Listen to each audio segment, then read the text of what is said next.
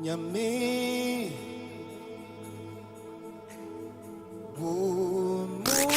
Unleashing the power of relevant radio. This is Citi 97.3. Nyansa wakwa wonsa chirada ye yiwa yeda uye nyansa wakwa wodye wonsa chirada ye yiwa yeda.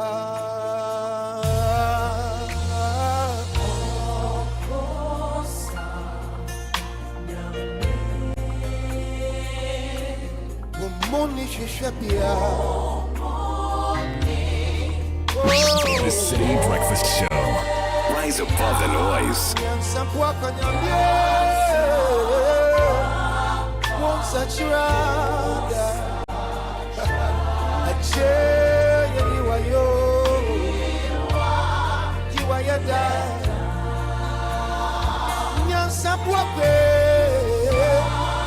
Yes, Lord. Saturada, you are your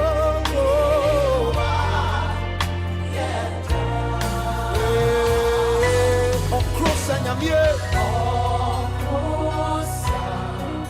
and yamie, Muni Shishabio.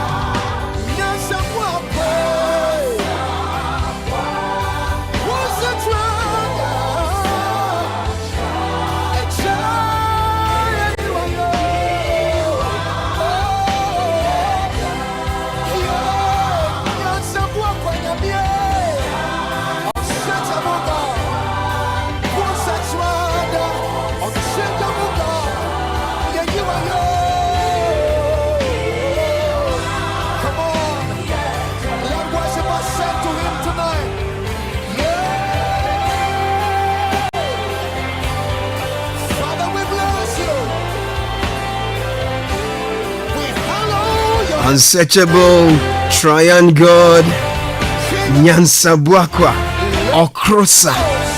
My goodness. 3 in 1. God the Father, the Son, the Holy Spirit. Unsearchable, great I am. Lifting praise to Him. On a Friday morning, 13th of June 2025, welcome to 97.3 Citi FM. Caleb Kuda.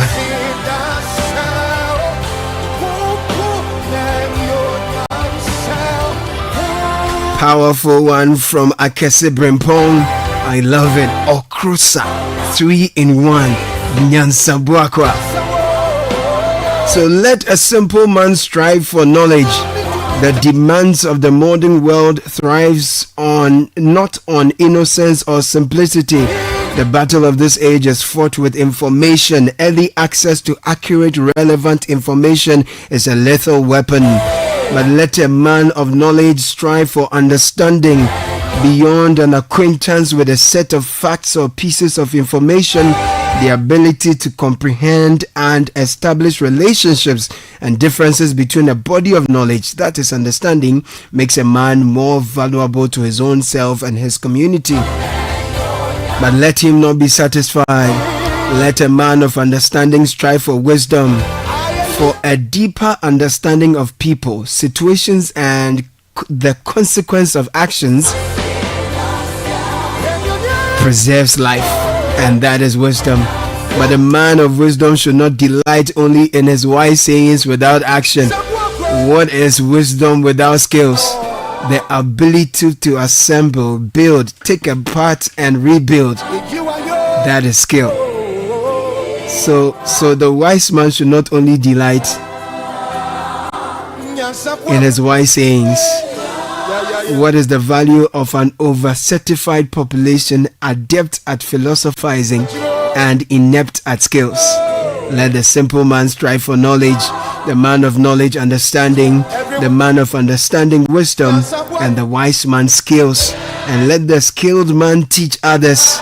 For what is the value of a dead skill after a generation? And that is why we strive every morning to bring you knowledge, to bring you understanding, and to create the platform for men of wisdom to come together and build with their skills and teach others their skills, so that together we build a strong, resilient nation, a people proud and strong. That's why this whole month we've dedicated our platforms to sharing knowledge and information, relevant and timely, teaching you all you need to know in the world of business, so we can build together conglomerates and rise to the commanding heights of the economy and lead the charge on the African continent. Join us as a campaign to create men of value, men of substance, men and women of substance and value. We'll bring you the news review shortly. My name is Caleb. Thank you so much for choosing your number one dial. You make us number one.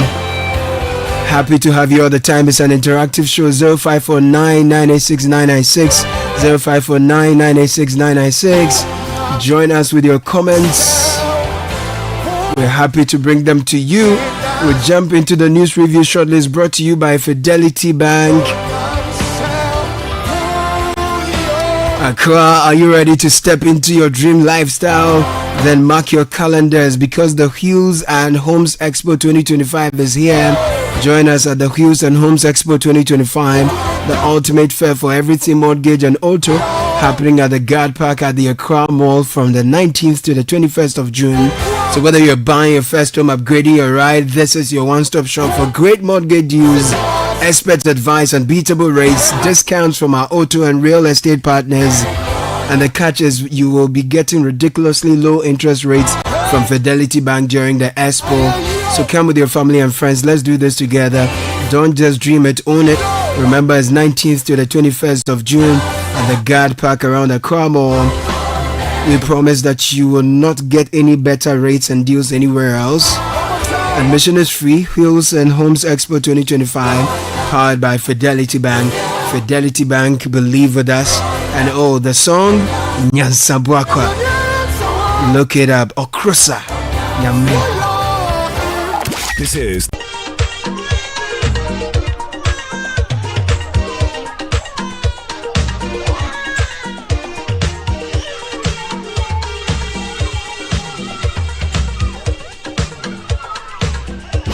the City Breakfast Show.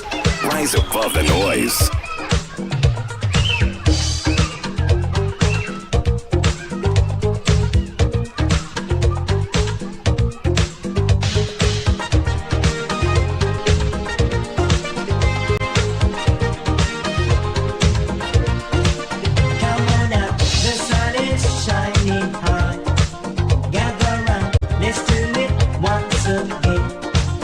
I promise you will have a good time.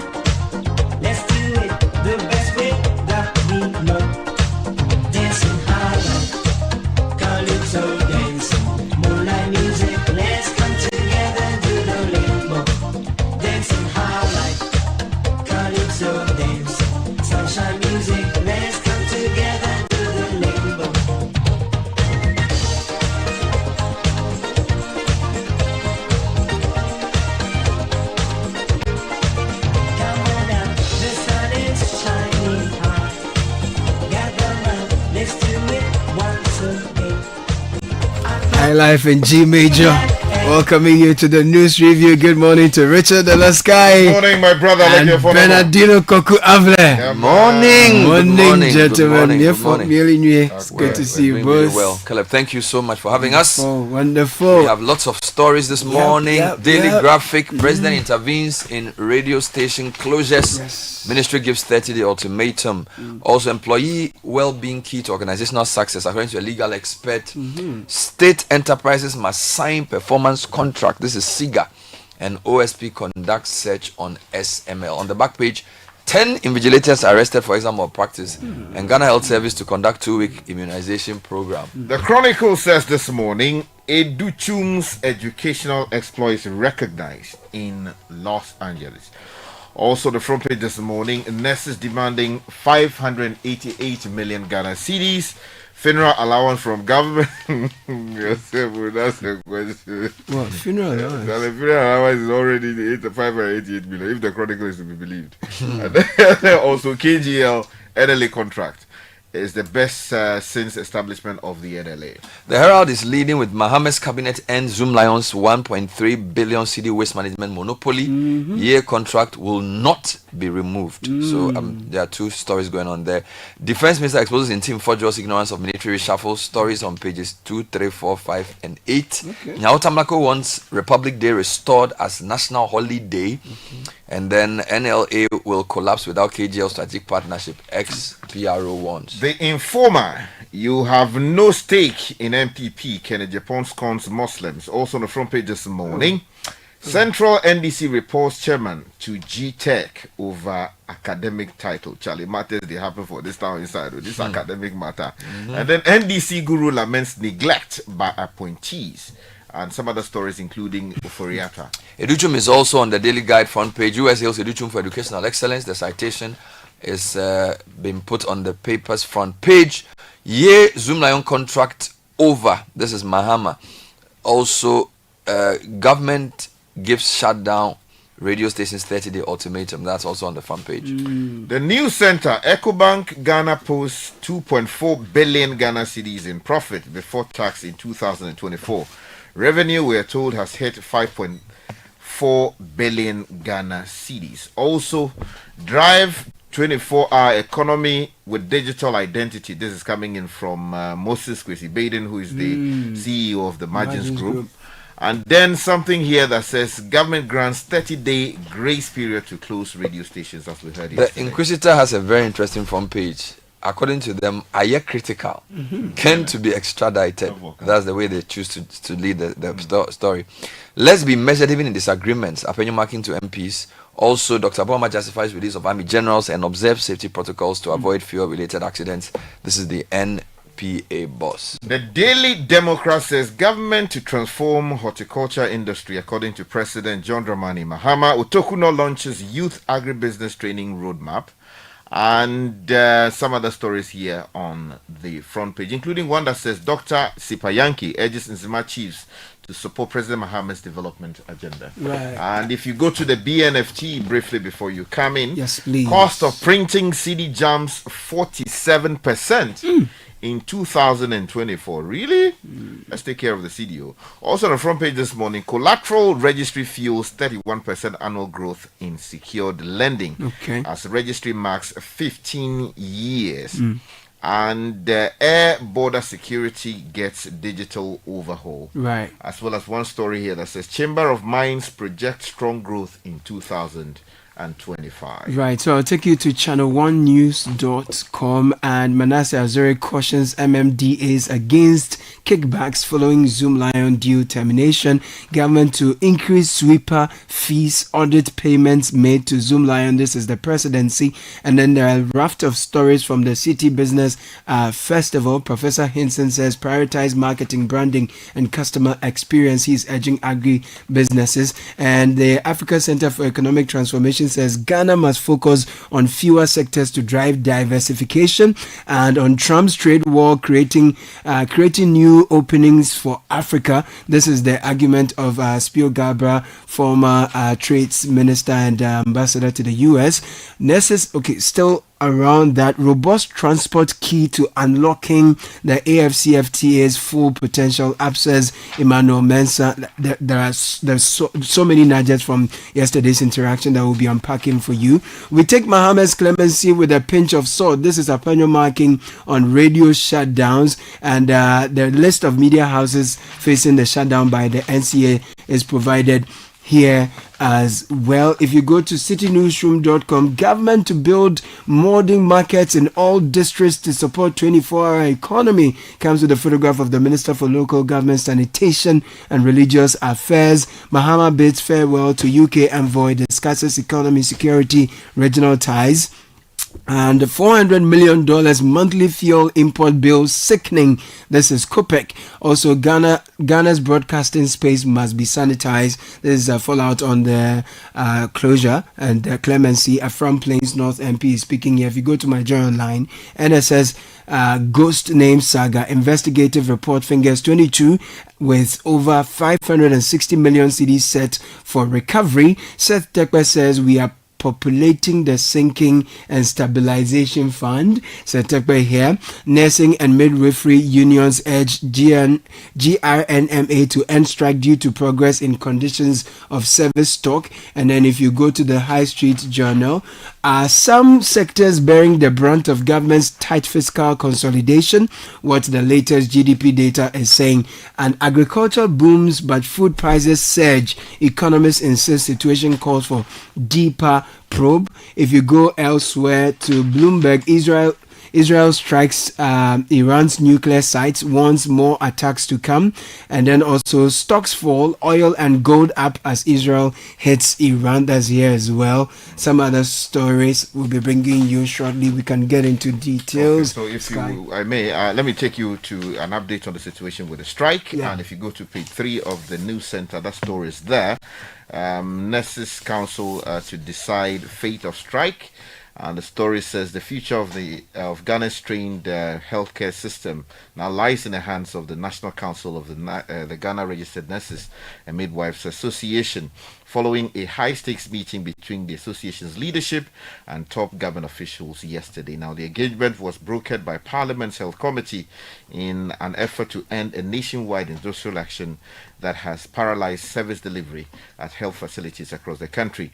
Now, the closed-door meeting, which brought together the leadership of the nurses and midwives, officials from the Ministry of Health, Ministry of Finance, and the Fair Wages and Salaries Commission, lasted over 4 hours and resulted in what many stakeholders have called a breakthrough in the standoff. And we are told here the chairman of the Parliamentary Health Committee and member of Parliament for NABDAM, Dr. Market Nawani, revealed that the deliberations were fruitful, even though they did not immediately result in an end to the strike. Second story, President intervenes in radio station closures. Ministry gives 30-day ultimatum to these radio stations. There were 62 of them.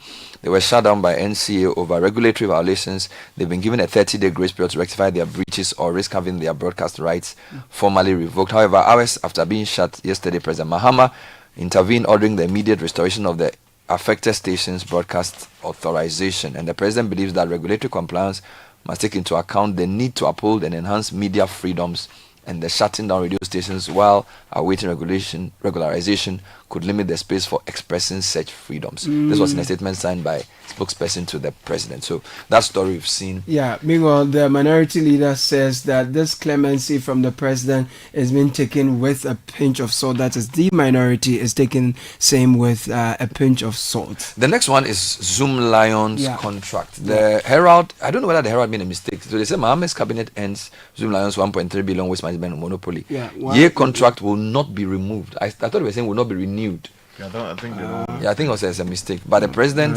Mahama's cabinet, has taken decisive steps to end Zoomlion Ghana's decade-long dominance over waste management in the country, which has cost the country billions of Ghana cedis. This move signals a new direction in which all future sanitation service contracts will be awarded through competitive procurement.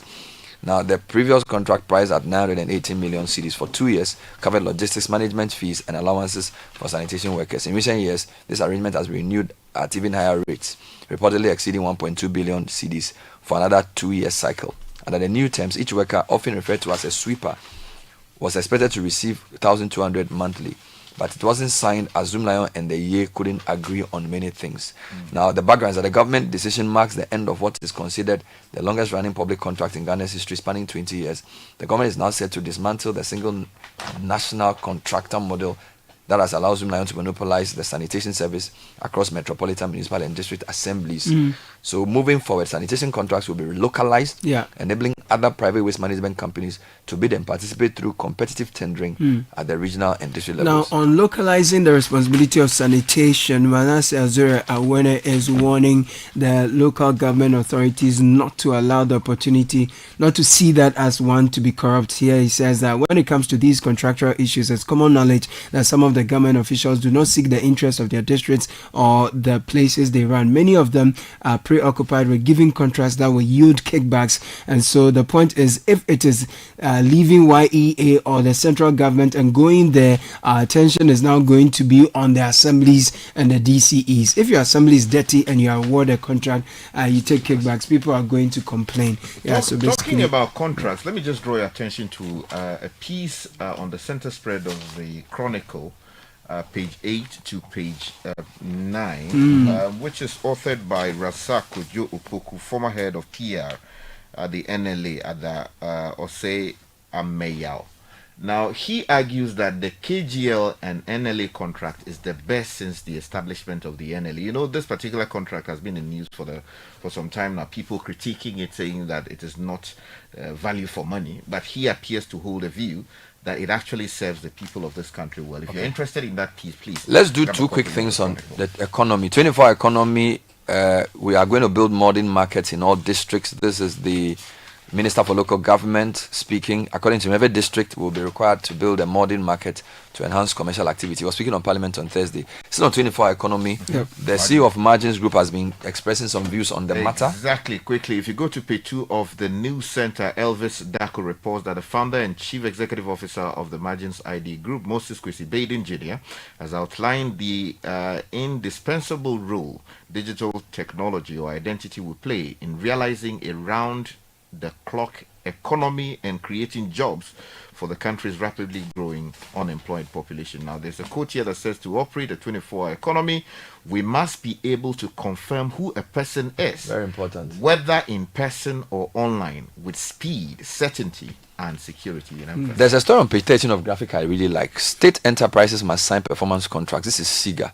And the DG of the State Interest and Governance Authority, Professor Michael Pesa-White, has urged state enterprises to sign performance contracts as it offers a better framework to evaluate their performance for better delivery. He said the SIGA's role was not to control or micromanage the affairs of state institutions, but to, quote, evaluate the performance of state entities, ensuring they meet their targets and key performance indicators and compliance. I really like this. Now, he was speaking at a meeting with the chief executive officers of state enterprises in Accra yesterday on the performance contract organized by SIGA. And then he sort of gave some background to it. Now, you know, some of the CEOs also spoke at the program. Setekpe also spoke at the event. He said SIGA, having evolved from the State Enterprises Commission, now has oversight over all institutions where the state has an interest. And you know, a lot of them made losses. So I hope this new CEO and this new renewed drive would lead to better outcomes for the country. Sure. Now, IMF is backing the one Ghana City fuel levy as key to Ghana's fiscal recovery. Daniel Sakite writes on Citi Newsroom .com that the International Monetary Fund (IMF) has endorsed Ghana's energy sector shortfall and debt repayment levy, describing it as a strategic measure aligned with the country's fiscal goals under the Extended Credit Facility Program. Now, the levy, which imposes a 1 Ghana City charge per litre on petroleum products, is aimed at addressing long-standing debt and financial shortfall. So, quote here, on the fuel levy, what I can say is that this is a new measure that will help generate additional resources to tackle the challenges. Well, Setekpe says stability is not forever, and he's warning of economic vulnerabilities. And as if to back what he's saying, the gold and oil prices keep going up. Now, gold prices going up help us, but oil prices going up depends. If we export more of our oil and import less, then it helps us. But global oil prices jumped after Israel said it has struck Iran in a dramatic escalation of tension in the Middle East. Benchmark oil contracts, Brent crude and NYMEX light sweet were up by more than 10% after the news emerged. Now, what this means is that the 1 cedi levy if it affects the cost of finished products, then it means that you're going to pay more because 1 cedi is per liter, right? Bloomberg is reporting that stocks are falling as oil and gold jump as Israel hits Iran. So we'll keep, in fact, oil surged as much as 13%, the biggest intraday jump since March 2022, before it sort of leveled out. So keep an eye on the global oil situation. Okay. Now let me take you still within the economic space to the BNFT. Cost of printing CD jumps 47% in 2024. The story is by Joshua Amlanu and Ebenezer Njoku. You find that on page 3 of the newspaper, and it says the Bank of Ghana has reported a marked increase in its expenditure on printing the CD, both notes and coins, with costs rising 47% year on year to 986.88 million Ghana cedis for the year ending December 31, 2024. Now, this marks a sharp rise from 354.53 million Ghana cedis in 2023, highlighting the growing operational pressures faced by the central bank within the context of an expanding monetary base and inflationary pressures. I think it's important that we also call on the people who use the CD, right? We should take good care of the currency, right? Because I mean, squeeze it. Yeah, people put just it where treat they it anyhow. they treat it anyhow. Jumi and all kinds of things are put on it. So maybe let's also promote the use of mobile money. So that we'll have less need of printing so much money. I mean, we're in an era where you have money on your phone. Why should you spend so much money printing notes? Yeah, that's right. You get it? So this is, I think the BOG, the new team, should bring down cost. Running that institution is too expensive. The losses they are making and all those things is not really necessary. Let me talk about Agri. Please. Citi Business Festival. Farmers bemoan poor agri infrastructure affecting agribusiness. Story by Juliana Odamia Sari on Channel 1 News. It says farmers have raised concern about the poor road infrastructure connecting farmlands to their markets and urban centers, which continues to hamper agribusiness operations across the country. Speaking on the Citi Business Festival on a series with Vivian Kai Loco, Sandra Snowden, CEO of Hendy Farms, highlighted the numerous challenges facing farming and agribusinesses, with transportation being one of the most critical. According to her, inadequate road network significantly disrupt the supply chain, especially for farms located in rural communities. She emphasized the condition of roads in farming areas like Dodowa. Oh, Dodo. Yes, and Dodowa, there's a lot of fruit farms there. He says, we are in Dodowa, so the road coming to our farm facility is terrible, which also affects distribution. So getting products into Accra is a challenge in itself. Even trucks coming to harvest fruits to load and distribute get stuck on the road. This is one of the big issues we have. During the rainy season, it's a no-go area. We have to find different routes. You know, the day we went to Asuchuari, Sky, Asuchuari is one of the best places for farms. When you are going to Akosombo and you bear right at Asuchuari Johnson, the road between Asuchuari Johnson and Asuchuari is... In fact, I'm told that some companies who are in agri export decided that they were not going to renew. My brother. So agri infrastructure is very important. That's one of the reasons why we are highlighting this during this week of agri focus. Very critical. Still on Agri Sky, please. Agriculture booms, but food prices surge. Economists insist situation calls for deeper probe. This is the High Street Journal. Despite a 6.6% growth in agriculture, food prices in Ghana remain high, prompting experts like Professor Pisakote to call for deeper investigation into supply chain inefficiencies beyond crop production. So that's some figures to back. And then Professor Hinson is also saying that agribusinesses must focus on branding and customer experience. Those rushing into agribusiness must get good marketing people to promote their produce, using social media apps to promote. We need to support those in agribusiness by branding their base and learning from other countries. Critical. He also spoke about the need for research-backed decisions in farming, recommending that farmers produce based on consumer demand and market trends, both locally and talking about professors, if you go to the back page of the Informer, the Central NDC reports, we are told, the Central NDC, we are told, has reported chairman to G-Tech. You know, this time they are just choking which of the chairman over academic titles. Which of the chairman? The story says that information picked up by the Informer within the Central Region chapter of the National Democratic Congress is that some members of the party have dragged the party's chairman, Professor Richard Kofi Esiedu to the Ghana Tertiary Education Commission. Why? Over his use of honorary title professor. Now, according to party sources, there are conflicting claims regarding the genuineness of the title. Professorship. Yes. With some claiming that it was conferred on him by an institution in Eastern Europe. Can an institution confer professor on you? doctorate. Hey, professor, I want to declare you professor of media and law. Avatar. No.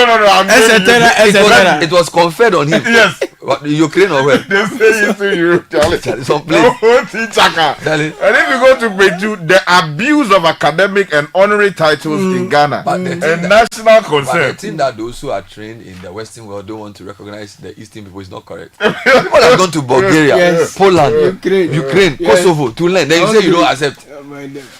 Is it only Oxford and Harvard that are universities? That's the issue. Go to University of Eastern Europe. Thank you. You have to recognize them. Stop that. They say the doctors they are not correct. Meanwhile, those people they learn hard. Just like whether it's cool. But they say that some of the doctors they do it online. That was a newspaper review. The City Breakfast Show. The city's biggest conversation.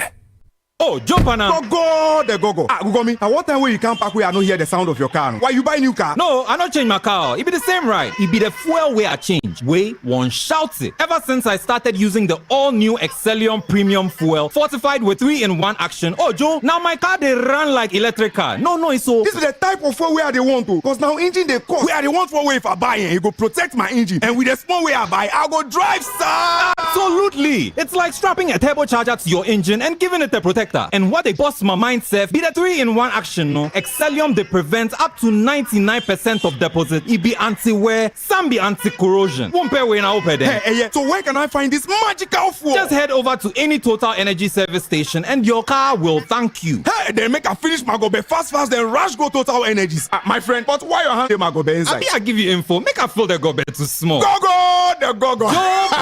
Excellium is designed to protect your car engine, decrease fuel consumption, and lower CO2 emissions. Don't say fuel, say Excellium. Choose Excellium, choose quality. Let's go. My body, when you wake up in the morning and you know the money calling. Oh, you go work. But you know it's out there your side. If I believe with us, if I hold my hand and believe, cause you know it's out there your side. And when you dream, no say I live by you. And when you hustle every day, many wanna go. Anything you do, I live for you. Many want. If I believe I live your side, fidelity. If I believe with us, fidelity. If I know I live your side, fidelity.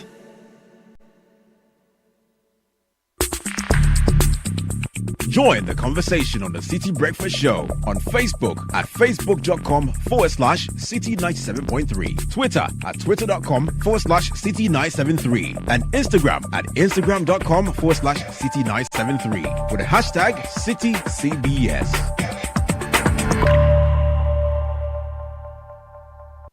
The City Breakfast Show. Rise above the noise. Latte is ready with the breakfast edition of the City Business News, brought to you by EcoBank and MTN. Before then, many are asking about the Agri Fair 2025. Well, it's almost here. The countdown is on. Much anticipated Agri Fair just around the corner, happening from the 20th to the 22nd at the Efua Sutherland Children's Park here in Accra. Get ready for a fun, educative, and exciting experience as we bring together the best in agriculture, food, innovation, and entertainment all in one place. Exhibitors, if you've registered, it's time to pay and secure your spot before it's too late. Don't miss this opportunity to showcase your products to thousands of attendees. Call this number 0205 973 973. Agri Fair 2025 is powered by Channel 1 TV with support from 97.3 Citi FM. Proudly sponsored by Ghana Exim Bank, Legacy Crop Improvement Center, Development Bank Ghana, Agri Impact Limited, and the Horticulture Business Platform. Our technology partner is Farmerline. So every day people face different emergencies. One critical one is money emergency. Anytime you find yourself in a money emergency, call this number *770# and EcoBank will come your way with instant access to loans, funds transfer, utility payments, airtime, data purchases, and guess what? You don't even need data to do this. Just dial *770# when you have a money emergency. EcoBank fire tenders, no money tenders will come your way. EcoBank is the Pan-African bank, and who said finals are only for the big boys? This year's MTN FA Cup campaign has been full of surprises, and the final is no different as the battle of legends versus dreamers. Asante Kotoko, the Porcupine Warriors, they take on the fearless Golden Kick at the University of Ghana Sports Stadium on the 15th of June. Kickoff is at 5 p.m. Expect fireworks, expect drama, expect the unexpected, because this is the MTN FA Cup 2025. Nothing is set in stone as anybody's game, and it promises to be a thrilling encounter. MTN FA Cup, Obia Nyobia. This is the City Breakfast Show, the city's biggest conversation.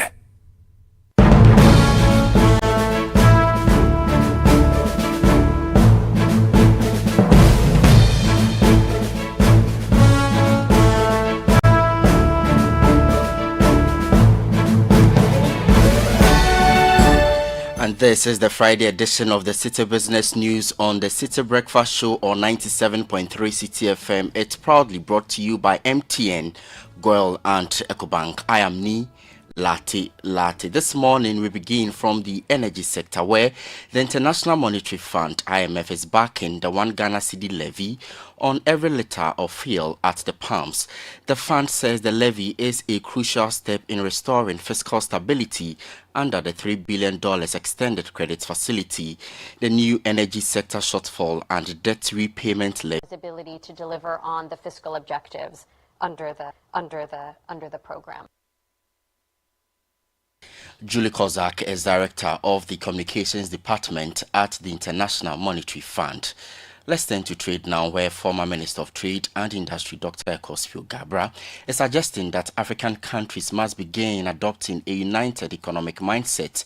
This, he believes, will unlock the full trade potential of the continent.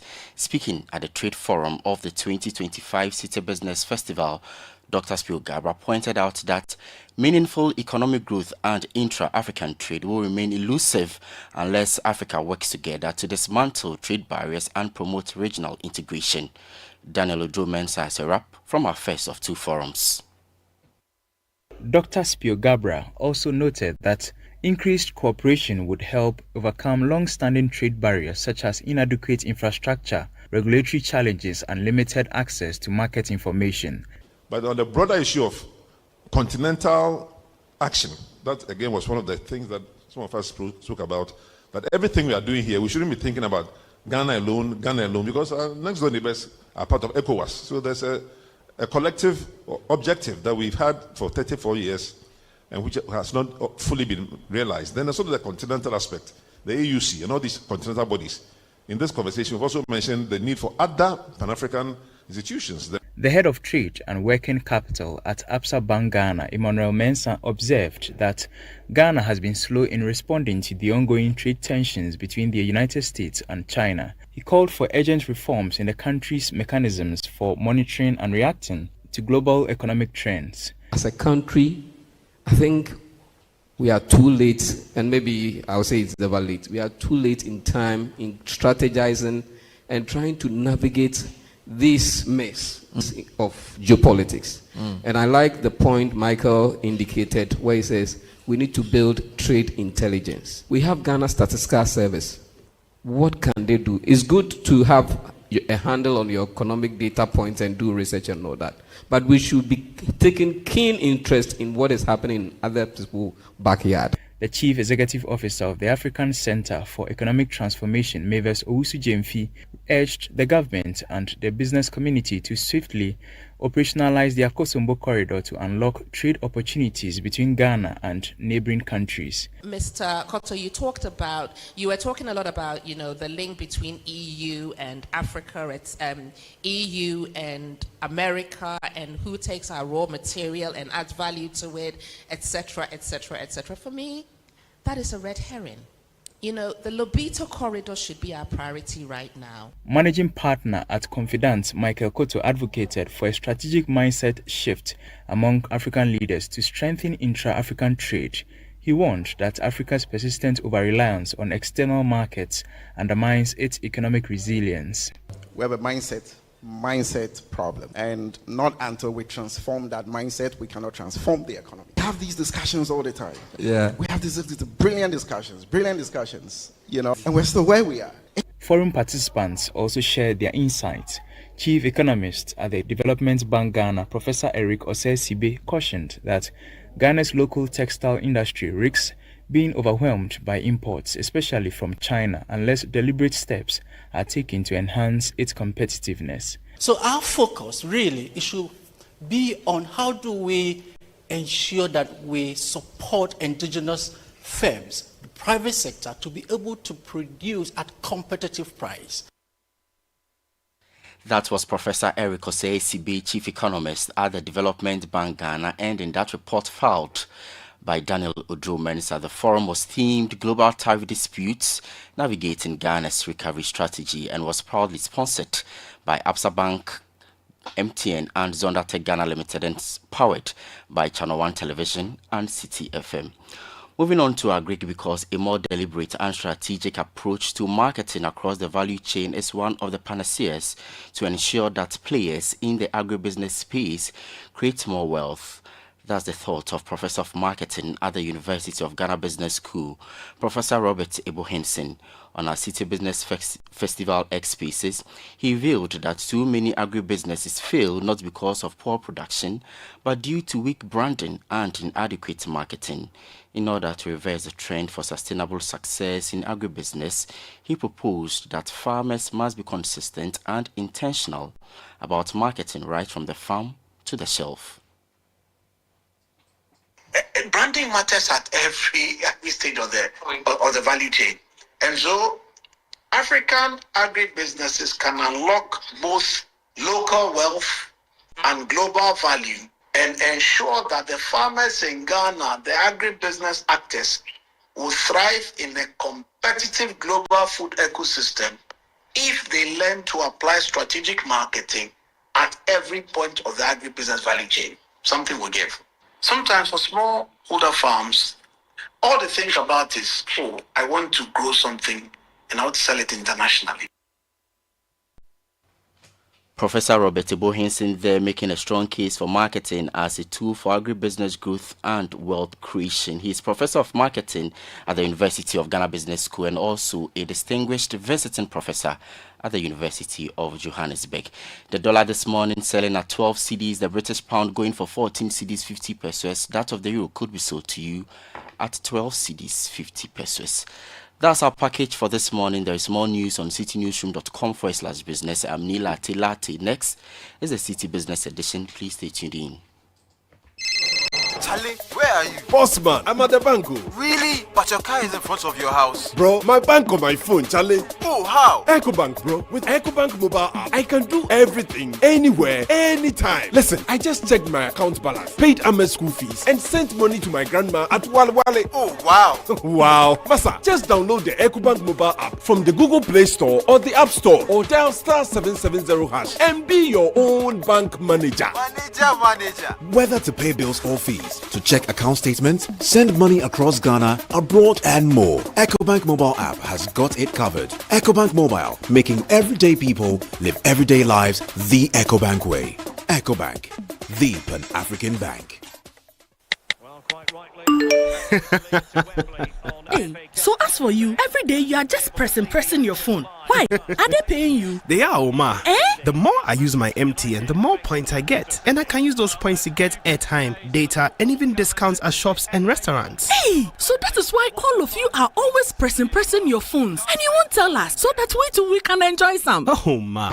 There's always more to enjoy with MTN Rewards. Just keep talking, testing, and browsing all day, every day to collect your points and use it to redeem amazing offers and discounted freebies right away. There's so much available for you. So dial *550# and get your reward today. Let's go everywhere you go. Kweku, have you heard time. This is the Citi Breakfast Show, the city's biggest conversation.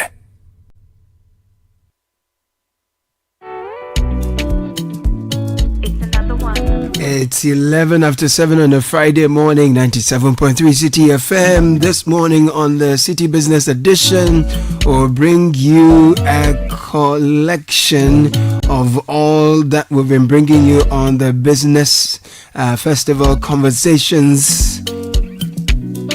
This week we are focusing on agribusiness.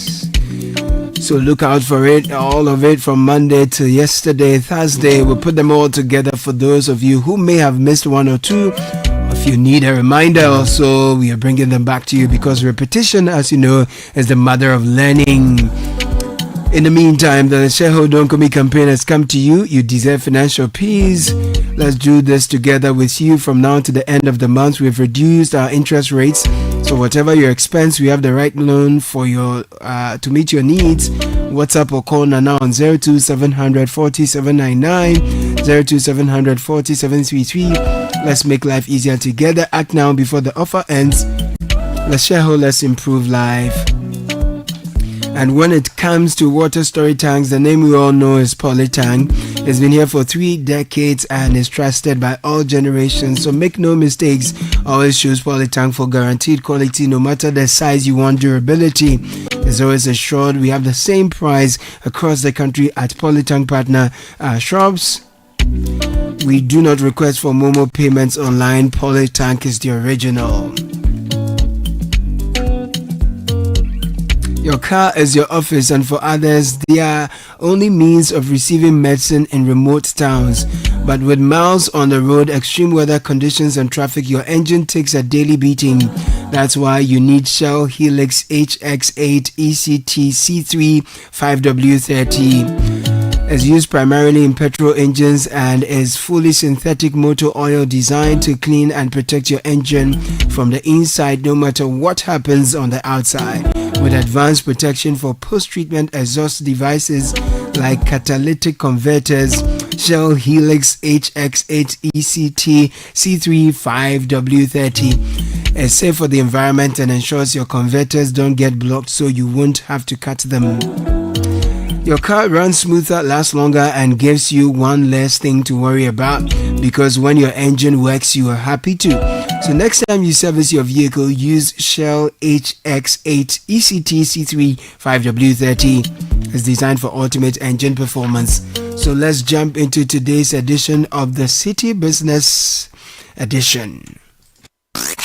Unleashing the power of relevant radio. This is Citi 97.3.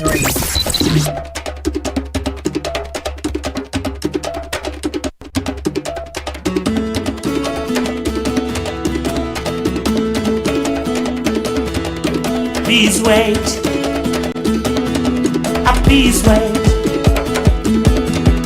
Please wait until I get my new car. Please wait until I find my real size. I'm gonna give me some love so bad. My girl, sweet girl, my girl. I can see. This is 97.3 Citi FM, and you are tuning to the Citi Business Edition, your most friendly and definitely most educative business show on radio. I am Ni Latte, and welcome to the program. Now, just as you have been told, today we are serving you a rich recap of all the honor action from week 2 of the 2025 Citi Business Festival, where we went deep into one of the most powerful engines of our economy, that's agriculture. Let's rewind to Monday, shall we? We began with Daniel Akwe, CEO of Agri Impact Group, who brought a rather powerful message. He says, let's stop seeing agriculture as just hoes, cutlasses and farms. The real gold mine is in the broader agri-value chain. He was here talking about agri-tech, marketing, logistics, processing, and even exports. But he had a challenge where he told the youth to think global, go digital, and also find smart ways to plug into agriculture just beyond the farm. Let's hear from him. A lot of people go into agribusiness in production, processing, and marketing. But when I finished school, I saw a very big gap in service provision. How do you deliver service? How do you provide critical information to people who want to go into agricultural investments? And once I found that niche, I decided to pitch myself in that area. And I would say that Agri is one of the most interesting and profitable sectors or investment areas in Ghana. And people will not believe me because everyone looks at Agri with the lens of risk, not the lens of opportunities and profitability. So the moment you say Agri, then everyone, oh, agriculture is risky. But Bernard, I've been in this space since 1994 when I finished university. Wow. And we are in 2020. So 31 years. So 31 years. And I have not left. And I don't know if I can count myself as poor, but I doubt. I doubt if I'll count myself as poor. So Agri is wide. Yeah. In terms of value chains and in terms of functions. Wonderful. Let me explain. When we say Agri, livestock is Agri, poultry is Agri, the snail and the mushroom is Agri. Then you come to tree crops. In the tree crops, even if you take the Ghana tree crop strategy, looking at 6 strategic tree crops beside cocoa. You have coconut, rubber, oil palm, mango, cashew, and shea butter or shea nuts. These 3 crops also come under Agri. Then fisheries and aquaculture, they also come under Agri. Poultry comes under Agri. Vegetables. Then you go to cereals and grains, the maize, rice, beans, granite, and the rest. They also come. The whole gamut. So it's a whole gamut. So these are different value chains in agriculture. Wonderful. Then when you pick one, you can start from, there is no production of, let's say, mango without preparation of land. So you prepare your land. You will need seedlings. You will need manure. You will need someone who will also come in and weed the farm. You will clear it. Your plant will grow. You will need agro input. So that part is one value chain. A function in the value chain. You have those who will also do the harvesting and the post-harvest and the aggregation and transporting. It's a value chain function. Then you have the processing. That is also a value chain function. Then you have export, which is also a value chain. Then supplying to domestic market, distributor is a value chain function. That makes Agri wide. It's massive. Then when you talk of oil, you will find oil, I think Ghana in Western region, that's where we find oil. But in that same Western region, you'll find cocoa, rubber, oil palm, coconut in Western region. And Agri will take you from Axim to Paga, where maybe oil, gold, salt might not take you to. But for crops, animals, trees, and the rest, it will take you from Axim to Paga. And that is why we keep saying that if as a country we want to develop, we need to give a lot of attention to Agri. And now people say Agri and agribusiness. We like it that way. But agribusiness is just the commercial aspect of agriculture. So it's still Agri. So it's still Agri.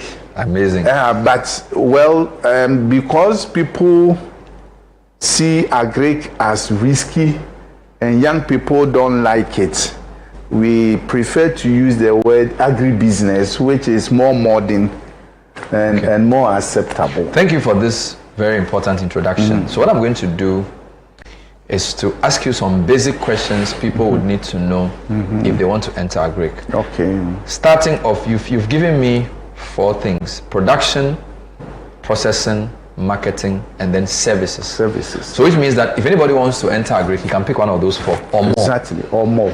It seems as if production is where a lot of the attention goes into. So if you say I want to do Agri, go and do farming. Is production the best place to start? Not necessarily. At all. I mean, young people with social media tools can start Agri in marketing. Straight. For example, if there is local rice, you are not the farmer, you don't have a factory, but you have TikTok and you have a lot of followers. Why don't you pick one locally produced agricultural commodity and use your social media handle to promote it, and by doing that generate income? That's a good entry point. Then on Tuesday, we shifted the spotlight to seeds and fertilizers. Yes, the very foundation of any harvest. We hosted Dr. Amos Rutherford Azinu, seed business executive and founder of Legacy Crop Improvement Center. His big point: if we want to scale yields, then we must prioritize quality seeds and inputs as well, because when your seed is weak, your yield is weaker, and farmers in Ghana cannot afford that. That sounds interesting, right? You can farm without land, fertilizer, but you cannot farm without seed. Because basically seed form the foundation of everything we do in the crop production. Even if you are in an animal rearing or you are rearing pigs, they depend on crops, and those crops are produced through seed. So there's nothing you can do. These days they are talking of aeroponic, where people are farming in water, people are farming in the air without necessarily using the natural soil that we used to know. So that is my basis of forming that statement to the people. And the reason why I said the value of every business is the value chain, not in one part, is that agriculture is a value chain. Indeed. We shouldn't treat it as a block, as we used to do, where somebody is saying, oh, I'm a potato farmer or I'm a cabbage farmer. So he's only concentrating on the farming, but doesn't know what happened in the market, logistics, and other. It's a whole chain. You need to look at it in comprehensive manner. Know that, okay, if I produce this thing, this is where it goes, and this is what happened to it, so that you'll be able to de-risk those activities along the value chain, and you'll be able to get benefits through the value chain, so that you can actually be profitable in the amazing. You know, our agri sector is often linked to the issue of low productivity, but with this low productivity challenge, how much of it is linked or related to poor seeds and even poor agri inputs, for example? So let's take it from this way. You know, when God created the earth, the land is immovable. Land is not increasing in size.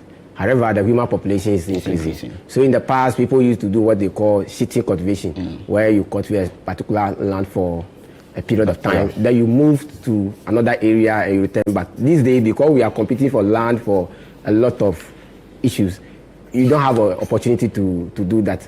But if you used to plant 1 acre and you used to have, let's say, 10 bags of it, the issue now is that how can we get 20 bags, 50 bags from the same land space we are using to feed the increasing population? So most of the time we rely on a poor seed, thinking that, okay, if I grow anything, I will be able to get back. Once you put it in the soil, once you put it in the soil, I give it fertilizer or rain or it generates. No, that's not the point. The point is that seed carry a set, what we call the breeders call genetics. And that genetic determine its potential. So every seed has its own genetic, and the seed have to also perform in a certain environment. So there are times farmers are putting the seed in the wrong environment, expecting a better result. It won't happen. So somebody will ask, seeds are natural, and so if we say a seed is poor, and so it will not help us farm perfectly, how come do we arrive at that? So what factors account for poor seedlings before we come to the issue of agri input? Okay, so let me rate that your question to human relationship. I see. That's a human relationship element. So how come that you don't marry your sister or your sibling? People basically said that, because he's a blood related. That's one part of the equation. Because you are closely related to each other. When you marry your cousin or your sister, your offspring, which are your children, will be what we call segregation. So there will be segregation in the family. You'll become more weaker. You understand? So when you look at typically when we are teaching genetics, we do use this example. When you look at our friends from Ashanti, the Ashantis are typically black, smallish people. So their forefathers understand genetics from generation. So what they try to do is, okay, let our sisters marry our friends from the north. But they are already naturally, they are very giant people. So that's the crossbreeding. The same thing that we bring to the seed production too. We need to select the male and the female and then determine the outcome of that. The outcome is what the farmer is planting to have a better harvest. But the farmer doesn't have that technical eyes. So if the farmer chooses to go to market and buy anything, he may not be buying what actually fits for the purpose and give it a better yield. So that's the way for scientists and the seed companies like mine to do. So which part of the continuum are we to blame? Is it that maybe smallholder farmers are the ones bearing the brunt of it, or a cut across? I think it's a collective responsibility. All the actors along the value chain, we never help the farmers to. So this seed we are talking, improved seed we are talking about, the science of the business of it did not start today. In 1950s, Ghana has a seed company. Kwame Nkrumah established. What happened to it? So after the overthrow of Nkrumah, we turned everything and we are actually producing hybrid seed. So Nkrumah, even being a politician, understand that if agriculture have to move, it has to move on high quality seed, not anything. So he established those companies to produce that, but political issues in this country. After we overthrew him, then we decided to abandon everything. I see. So we have been talking about seeds throughout this whole conversation since we started, but I want to also find out from you, in the value chain, what are some of the other agri inputs that we must be careful about when we want to increase or even scale up our agri production? Okay, so let's take it easy. The agri input is actually, the economy of it is a foundation for successful food production and animal rearing. So let's put it in that context. And that compares all the natural resources or essential resources the farmer needs, like the seed, fertilizer, chemical, feed, irrigation, machines, equipment for land preparation, harvesting equipment or post-harvest equipment. All those are things that the farmer needs. Wednesday was all about the money. Yes, the big word, financing. We're talking about financing your agribusiness. William Neti, head of agribusiness at Absa Bank Ghana Limited, joined us to really unpack why many farmers are still struggling to access credits. For him, he thinks the old school bank models just don't cut it anymore. The future for him are tailored agri loans, insurance-backed lending, and partnerships really designed with farmers in mind. He added that it was not just about financial institutions going all out to provide loans, but ensuring that these forms of financing actually work. Agri, from what we have seen in our books, is not as risky as it's made to look like. We have not seen the defaults that others have mentioned because of the way it's also been done. Having a better understanding of the sector and then meeting the needs of the players at the right time. There are risks, like you mentioned, but we can't just focus on that alone. We see how best we can work with all these. I see. So my next question to you will be that how do we find innovative ways of unlocking a lot more of capital into the agricultural sector? For example, are there financing models that we are looking at? Are there innovative ways that we can institute to ensure that there is a lot more of funds into the agri sector? Right. So as I mentioned, because a lot of our farmers and dealers are in smaller production, we tend to put them together and then get a lead for them that would front and then be able to reach out to them. We also use financial institutions that are closer to them just to make sure that these financing can be targeted at these farmers.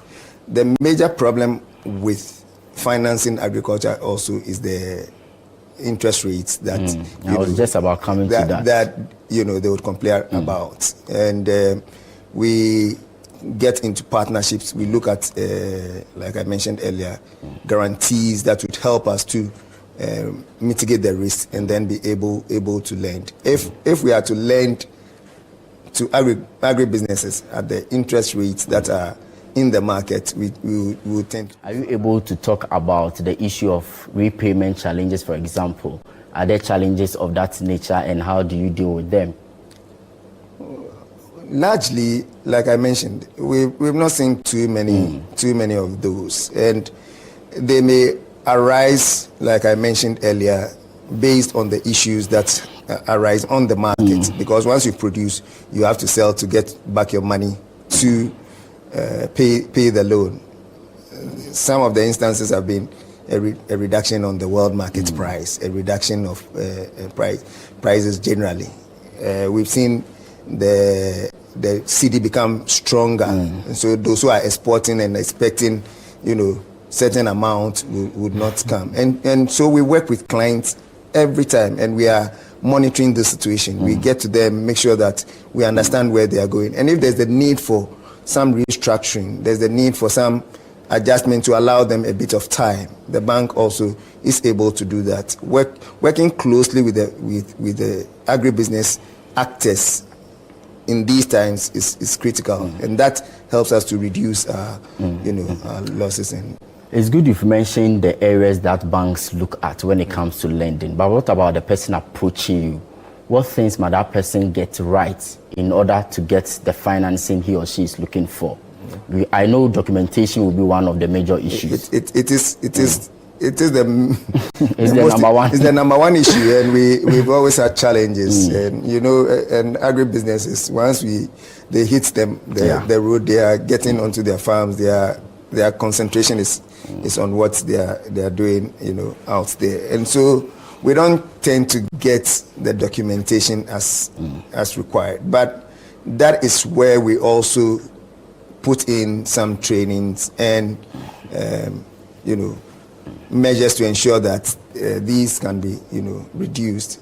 Working with them, in fact, for us, we have even business advisors that we can call on to even support some of these agribusinesses in putting their books together, and that helps a lot. Also, the farmers or the agribusinesses would require some knowledge of the business they are doing, would require knowledge of marketing, and all these things are important. In fact, if you don't have the skill, you can buy it. You can get an agribusiness person, you can get a marketing person, you can get a finance person to support the business, and all these would come in to help make the business more appealing to the financial institutions. Do you know some interesting facts when it comes to lending from financial institutions? A lot of people say that banks are very aggressive. They will say all the good things, but when it comes to repayment and you are facing challenges, they will not let you have your way. Why should anyone consider a financial institution as the best option when it comes to lending? You should be sharing the good news with them. That the environment is very friendly. It is friendly, and we also don't shy away to say that there are other forms of raising capital. It's not only the financial institution. So you can go into equity, sharing the business with someone who brings in some funds. You can look for grants and other things. And these are necessary at certain stages of the business. So it is not always right to get up and say that I'm starting a business and I need a loan. And so you run to a financial institution, put pressure, and then maybe you get a loan, and then it becomes a problem for you. So there are other means of getting the business started until it gets to a point where it is stabilizing. The financial institution would be interested in your business for it to grow, because when it grows, the financial institutions get bigger. But if you don't look at these things and you get the funding, okay, and then it becomes a challenge. The financial institution is a good place to come when you are getting to certain stage, a growth stage, where you need some working capital. Let's inject. You've looked at your numbers, you realize that if I'm able to produce at this level, at this price, and sell it, able to produce and sell it at this price, I should be able to make enough margins to pay the loan and then to get something on the back of that. And that is where we are happy and willing to support the business. Our final point was on Thursday. It was pure innovation. We zoomed into how technology is transforming African agriculture with Aloysius Atta, who is co-founder and CEO of Farmerline Group. From mobile advisory tools to AI-powered input delivery, the future of African farming, he views, is tech-driven, farmer-focused, and investor-friendly. All types of farmers, whether small or commercial, in our view, need three things to succeed.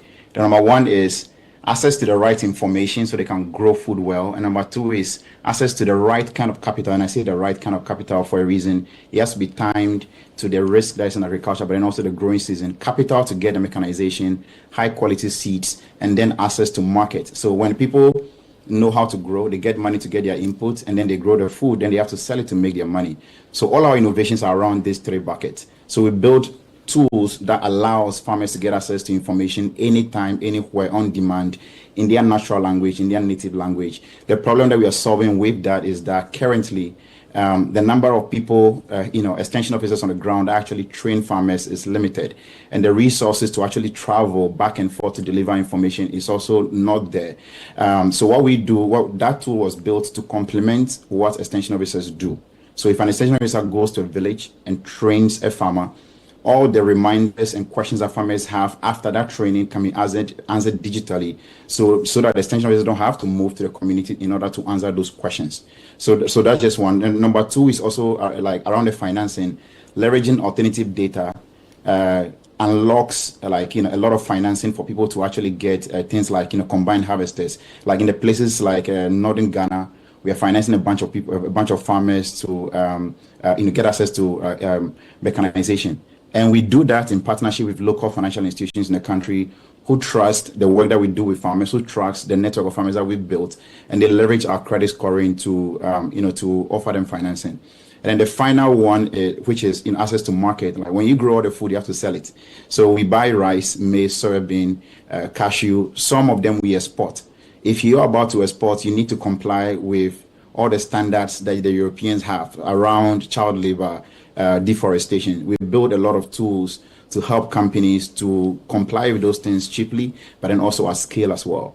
So those are the roles that we play around agriculture across the value chain, end to end, not alone. Honesty, with partners, tracking companies, warehouse companies, even other ag-tech companies. We collaborate with them because to truly transform agriculture and put farmers on a path towards wealth creation, it is definitely a team sport. So anytime we build innovation, it's about how do we work with other people to get it to farmers with one singular focus, creating lasting profit and helping them make a lot of money. So I understand the role of information as a need for farmers. I understand the role of finance and the role of markets. Some people talk about irrigation because a lot of farmers depend on rain-fed agriculture. Have you been thinking around tools to make it easier to do irrigation? I was interviewing the Irrigation Development Authority and I was told our irrigation is basically about less than 10% of our irrigation potential. Like the Volta Lake is massive, right? So how would technology help solve such a problem? Because if we have more water available all year round, we're certainly going to have more production. Today we have what I call artificial seasons. And those artificial seasons are just because of rain. So in the north, planting is beginning now. Between now and September, the northern people are planting. The people in the south has already planted between March and then they harvest in August. But if there's irrigation, all those dates go. You can plant from January to December.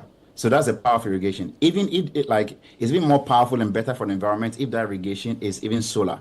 So the role that we play, what we focus on, we are aware of all these things. We know farmers need it. The fact is that all these things has been invented many, many years ago. Irrigation has been invented over 100 years ago, but it's not here. It's not widely adopted. Why? Two reasons. Distribution. So getting people to get into the country. We don't make them here. A lot of people have to import them. I know there are some startups that are trying to solve that right now, but largely it's still heavily imported. So we depend on other countries. If you depend on other countries, it means that the thing is not readily available. If it's not really available, many people cannot actually access it.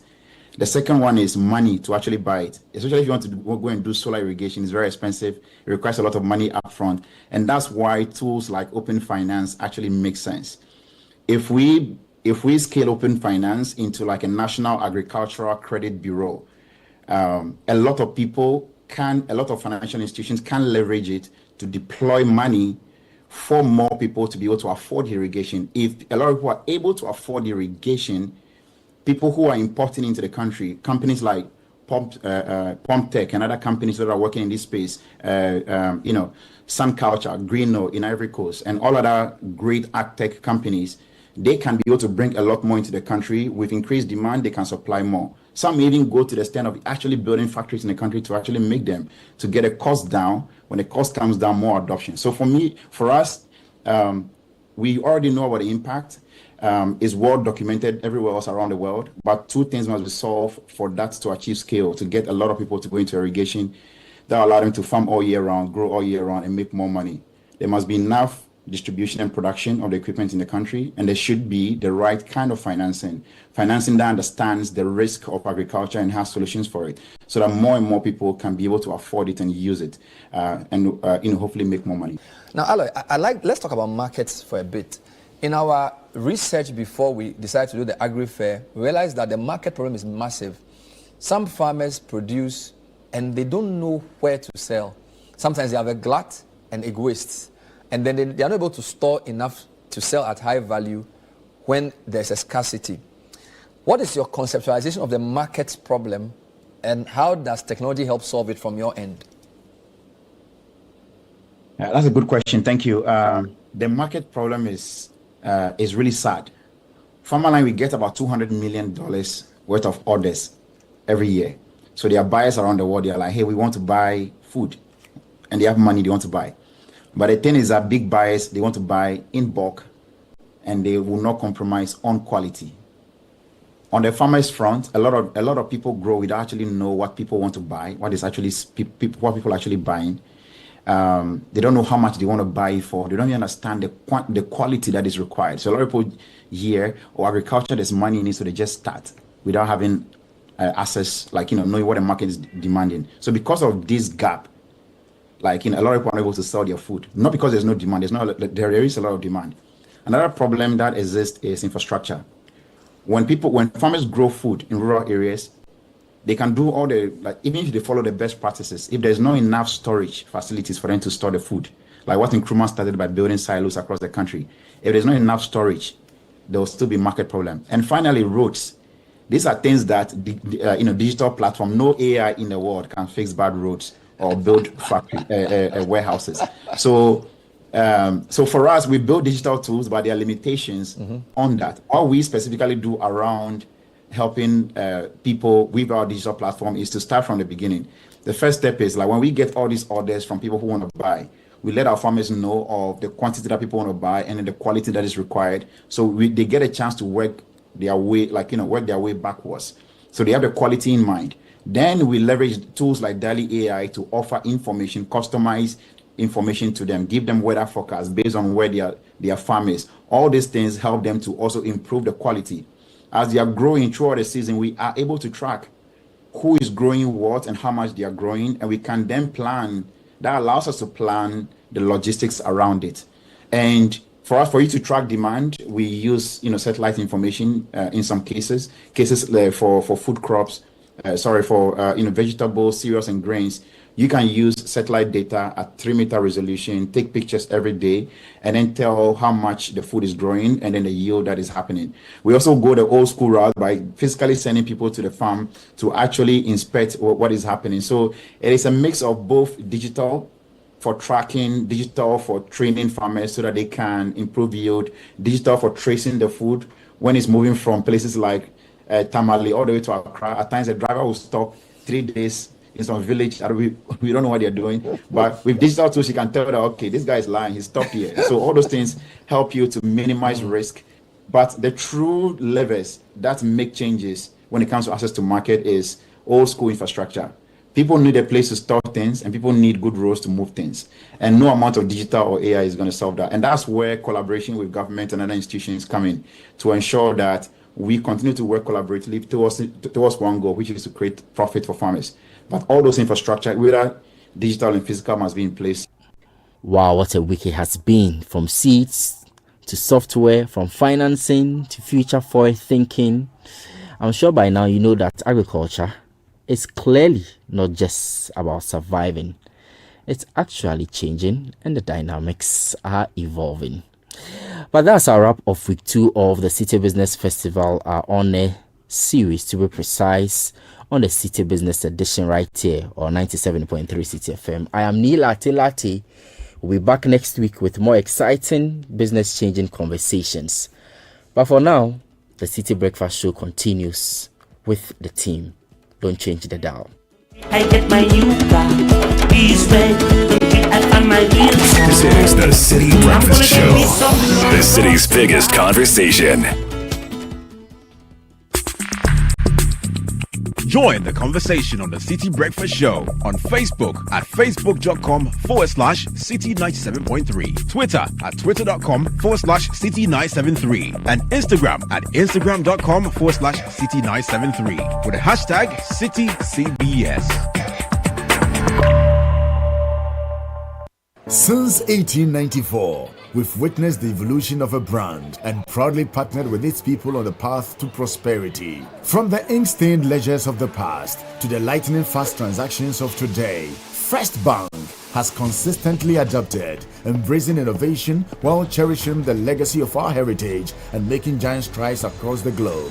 It's not just about banking, it's about enabling your success generation after generation. Our legacy defined the past, shaped the present, and in 2094, we will still be fostering financial security and stability for future generations. We are helping to create a future where the possibilities are infinite, the opportunities borderless, and where the world looks up to Africa. Let's awaken the giant in you. You first, First Bank.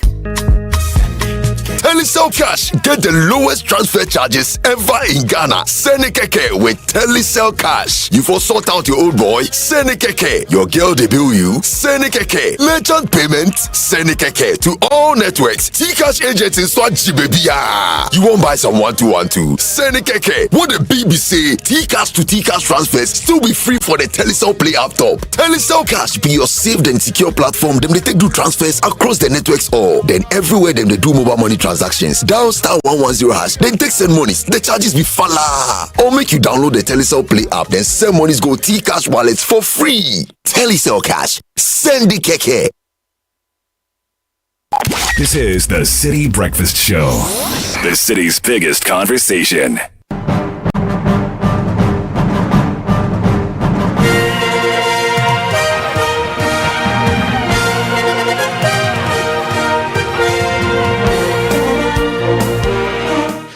Friday morning, welcome aboard to Kickoff on the City Breakfast Show with me, Edwin Kwakofi. Kickoff is powered by Shell Go Well, Politangana, Zonda GH, and Lesheho, Let's Improve Life.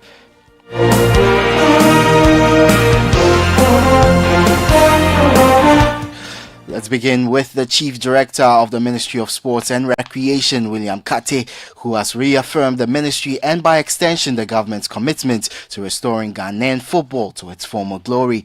He made the statement during the official launch of the 2025 Ghana League Clubs Association President's Cup held yesterday at the Galka Secretariat at the Accra Sports Stadium. Speaking to the media, Mr. Kate emphasized that this event marks a significant step in the minister's broader agenda to revive and strengthen the local game. All that the Honorable Minister and the government are very committed to restoring Ghanaian football to its old glory, and the event is meant to kickstart this commitment. This event will serve as the stepping stone in this direction. We are therefore calling on all lovers of the game, and even those who might not love it so much, to join us in this venture. Sports and football has the potential to benefit every member of our communities, and not just those who are directly involved. That was the Chief Director of the Ministry of Sports and Recreation, William Kate. Meanwhile, Galka President John Kofi Ansah says this edition promises to be the best yet. He added that the event will not only showcase top-tier football, but also promote peace and unity across the country. to make this year's event the best of the 10th edition. We therefore urge our media partners to do your best to propagate this gospel of unity that the President Cup brings to the nation. To grip up people's interest, draw them to the stadium as expected of you. John Kofi Ansah is Schalke president. Let's head to Tuba, where Portuguese scout Matheus Ornelas, who represents Liga Portugal side Santa Clara, says he's been impressed with the ongoing Thomas Partey tournament. The tournament, which began on Wednesday and wraps up today, has attracted scouts from various clubs. And Ornelas says all visiting scouts are pleased with the level of talent on display. Now, first day has been impressive. The first batch played today, 4 games, and the competitive level has been massive. This is what you want to see on a day where you are bringing scouts from Europe, from Brazil, from the top teams across the world. You want to see your players running, being a bit more aggressive, putting in a shift. And I must say, all the teams that played in today's opening, they were all great, massive, and we are impressed. The voice of Portuguese scout Matheus Ornelas. Now to Europe, where new Real Madrid signing Trent Alexander-Arnold says he always knew he'd end up at the Spanish giant. The former Liverpool right-back has penned a 6-year deal through June 2031 with an estimated salary of 15 million euros per year. Speaking after the move, Alexander-Arnold said the decision wasn't difficult and he's confident it's the right one. To be honest, you said at the end where to go. It was never a question of where. It was whether to go or not to go. But I always knew, for me, I think I've probably known it for a long time, is that if I was to ever leave Liverpool, it would only be to go to Real Madrid. That would be the only club for me. And then, it gets to a point where you've got to make a decision whether to go or to stay. At making that decision, it wasn't an easy decision. I'm going to say it was easy because I've been there so long, been a part of it. But eventually, you have to make a decision. And in my mind, I've made the right one, and it's one that I'm very excited about. You heard new Real Madrid signing Trent Alexander-Arnold. And finally, Tottenham have appointed Brentford boss Thomas Frank as their new head coach on a deal until 2028. The 51-year-old Dane replaces Ange Postecoglou, who was sacked earlier this month despite leading Spurs to victory in the Europa League final in May. Frank spent 7 years in charge of Brentford, guiding the club from the Championship to the Premier League in 2021. He's the fourth top permanent manager at Tottenham since June 2021. And that's the latest in the world of sports. For more on all these stories, visit citysportsonline.com. Kickoff is powered by Shell Go Well, Politangana, Zonda GH, and Lesheho. Let's improve life. I am Edwin Kwakofi. The City Breakfast Show with Caleb Kuda continues.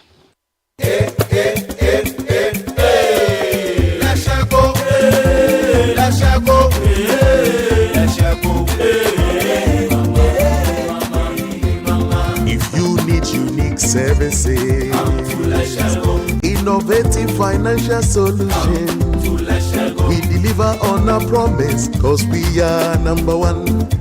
Let's share go, we improve your life. Let's share go.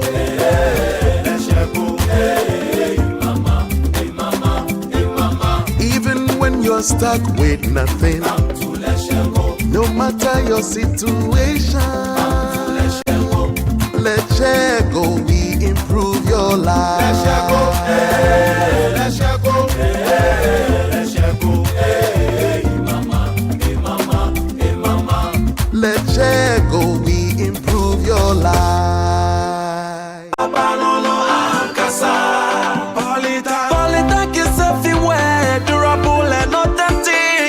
Stronger brand you can trust. Polytank, we get some more Rambo and get some more super. And the Polytank, we did Polytank.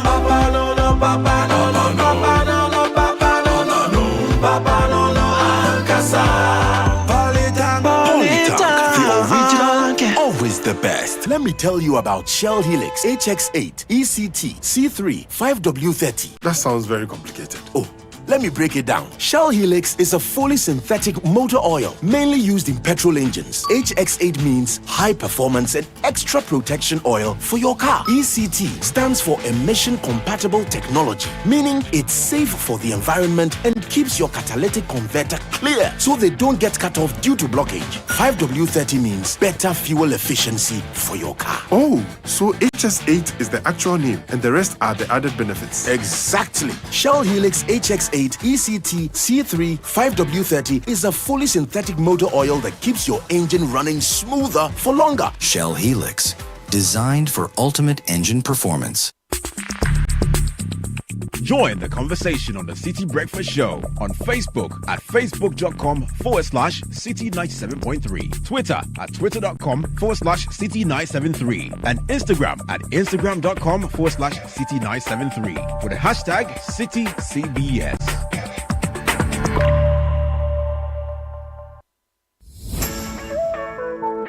This June, the business wave is back and it's bigger than ever. The City Business Festival 2025 on Citi FM and Channel 1 TV, where it's all about business.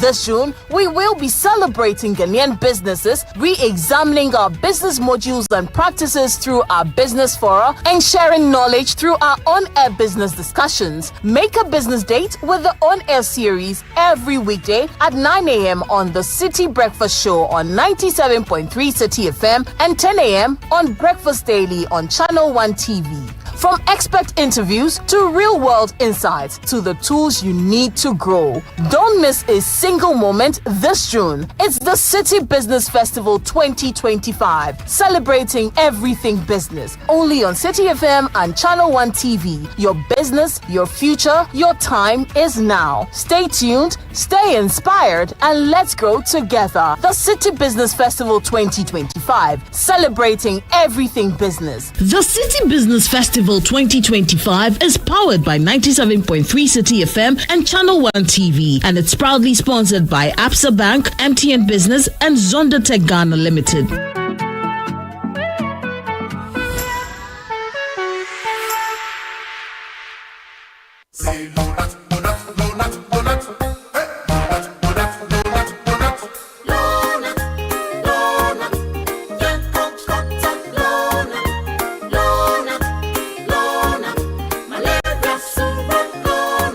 Everybody follow not sa malaria. A 3D till you not now. Wogonto malaria chill.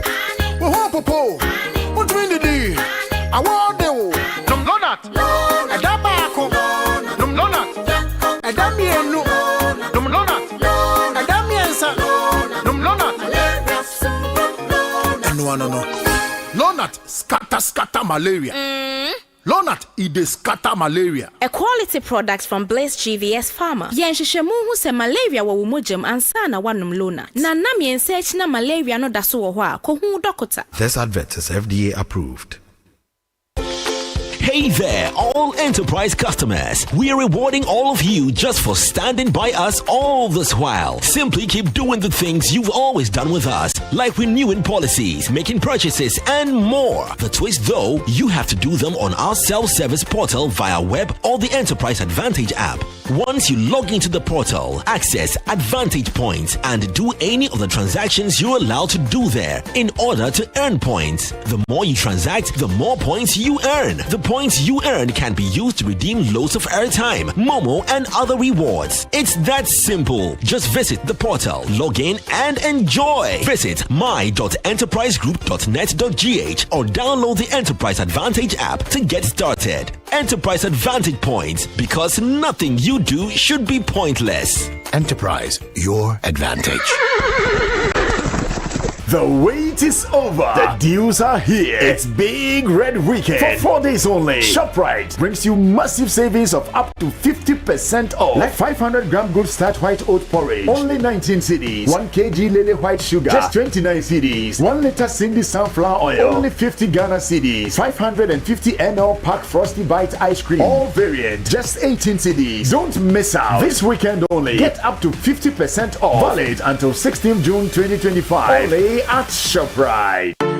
Are you ready to lead like never before? Ready to master the art of strategy and inspire teams that thrive? It's the Management Bootcamp 2025. An exclusive high-impact training for mid to senior pros. Learn from Ghana's finest industry minds, brought to you by Channel 1 TV and 97.3 Citi FM. From the trusted voices of excellence, Citi FM and Channel 1 TV comes an elite training experience designed to sharpen your strategy, leadership, and communication. Make a date for the Management Bootcamp 2025 from Sunday the 22nd of June to Saturday the 28th of June 2025. The venue is the Platinum Bay and Passion Base Hotels. Call 0242-011-424 to register now. The Management Bootcamp 2025. Lead forward. The Management Bootcamp 2025 is powered by Channel 1 TV with support from 97.3 Citi FM.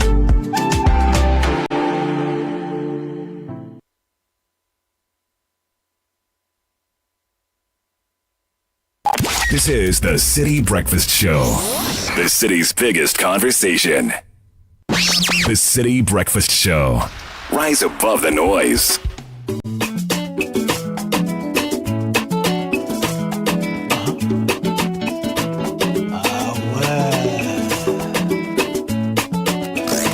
Unleashing the power of relevant radio.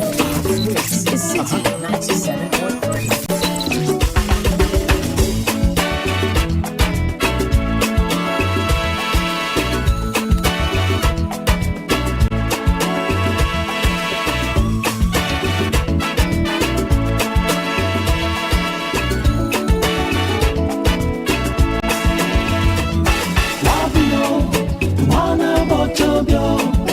Azina wa binia wajo perfect.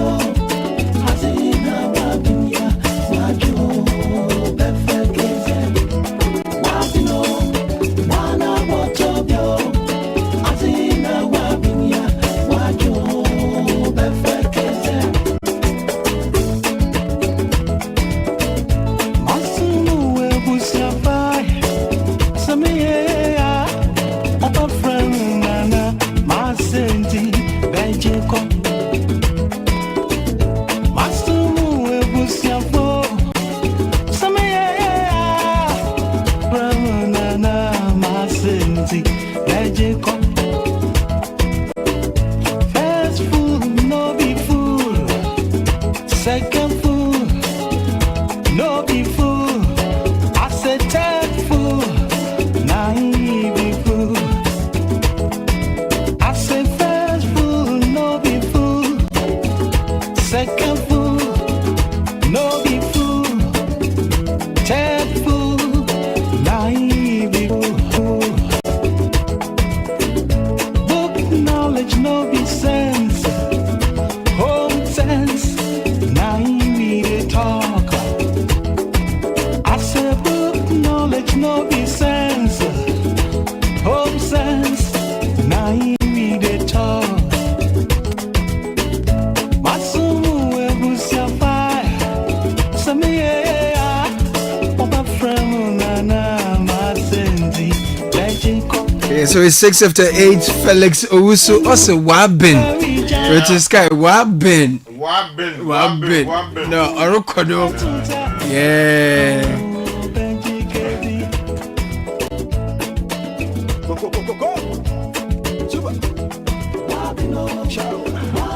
Wabin. It's not yelling Agri Fair 2025. Because when you come for the Agri Fair 2025, my goodness, everything you need in the agricultural space is provided right there. And the countdown is on from the 20th to the 22nd of June. It's happening at the Efua Sutherland Children's Park in Accra.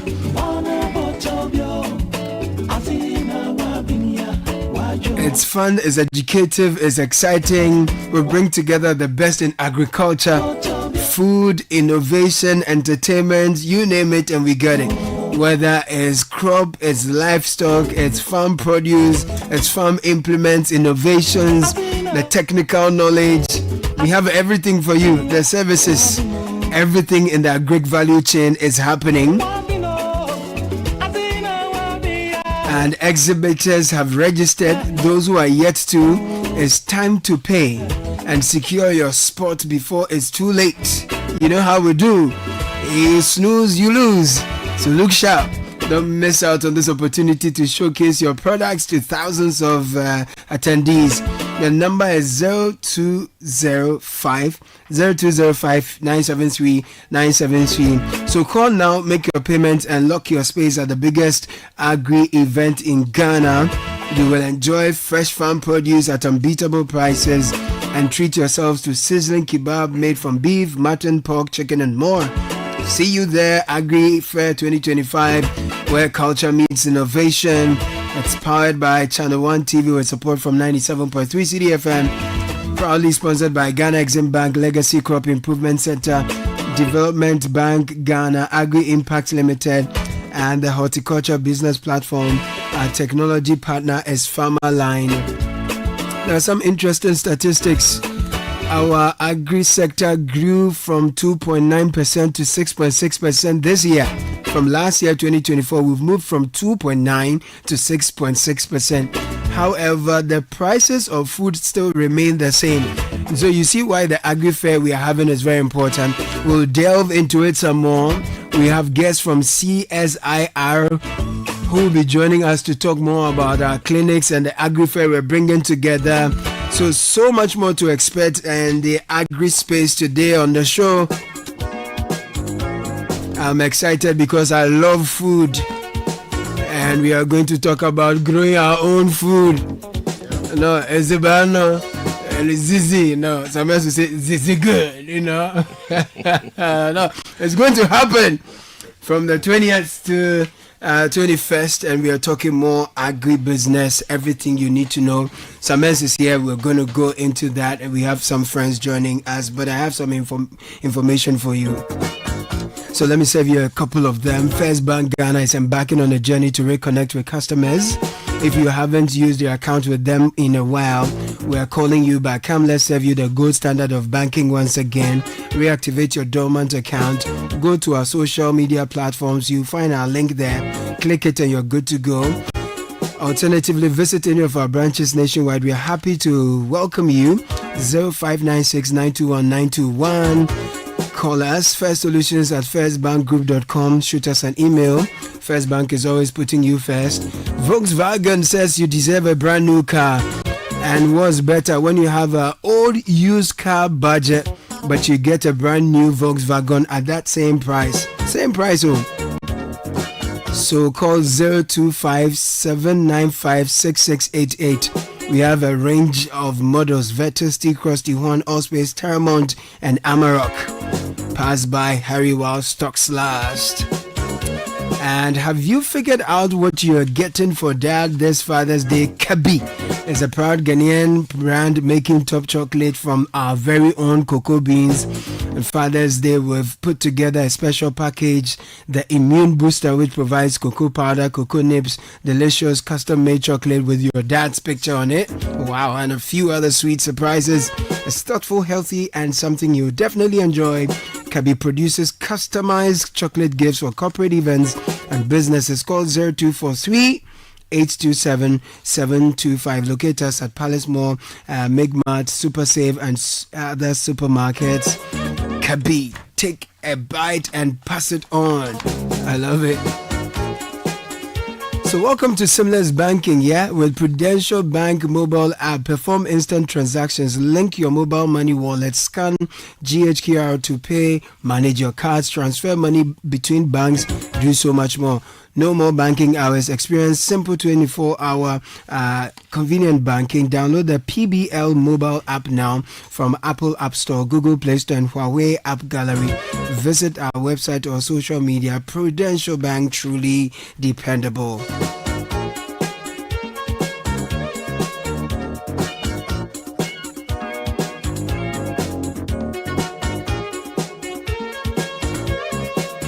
It's 8:12 and some loved ones are celebrating their birthdays. Yes. So let me say happy birthday in advance to my good brother and friend, Del Nyamado of ECG. Now wishing you a truly fulfilling celebration tomorrow. Now, as a brilliant corporate strategist in the planning department of ECG, may your new age be filled with fresh ideas, bold achievements, and the continued impact of your visionary leadership. Let's lift a glass of Dekele to greater heights and lasting legacy, bro. Charlie, for invite me to the thing so we can enjoy a few things. The Dekele is what? Some, halal related matters. Dekele is a brand of champagne. It's a local brand. Local champagne. Yeah.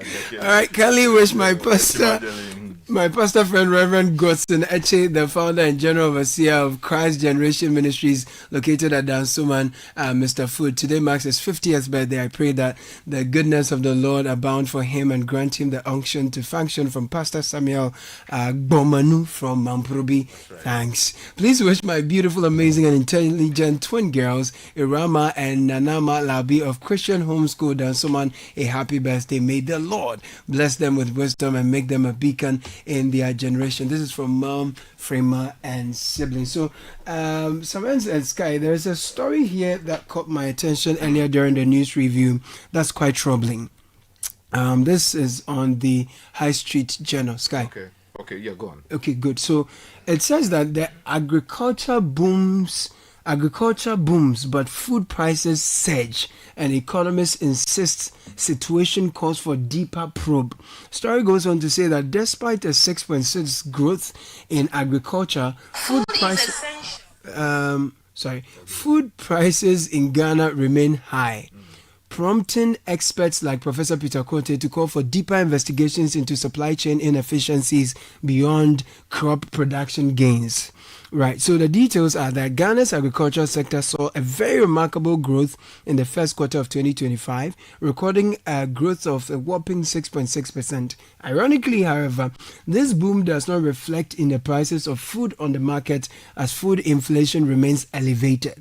Latest GDP data published by the Ghana Statistical Service revealed that the agricultural sector, with the support of the services sector, was the main driver of the 5.3% growth of the economy. Very impressive. Moreover, within the agriculture sector, two subsectors, that is crop and livestock, recorded remarkable growth. So there is massive opportunity in the crops and livestock area within the agriculture sector, which we'll be getting into, telling you more about the opportunities and how you can harness them. For example, the crop subsector recorded 6.7% growth, while livestock recorded 5.6% growth during the period under review.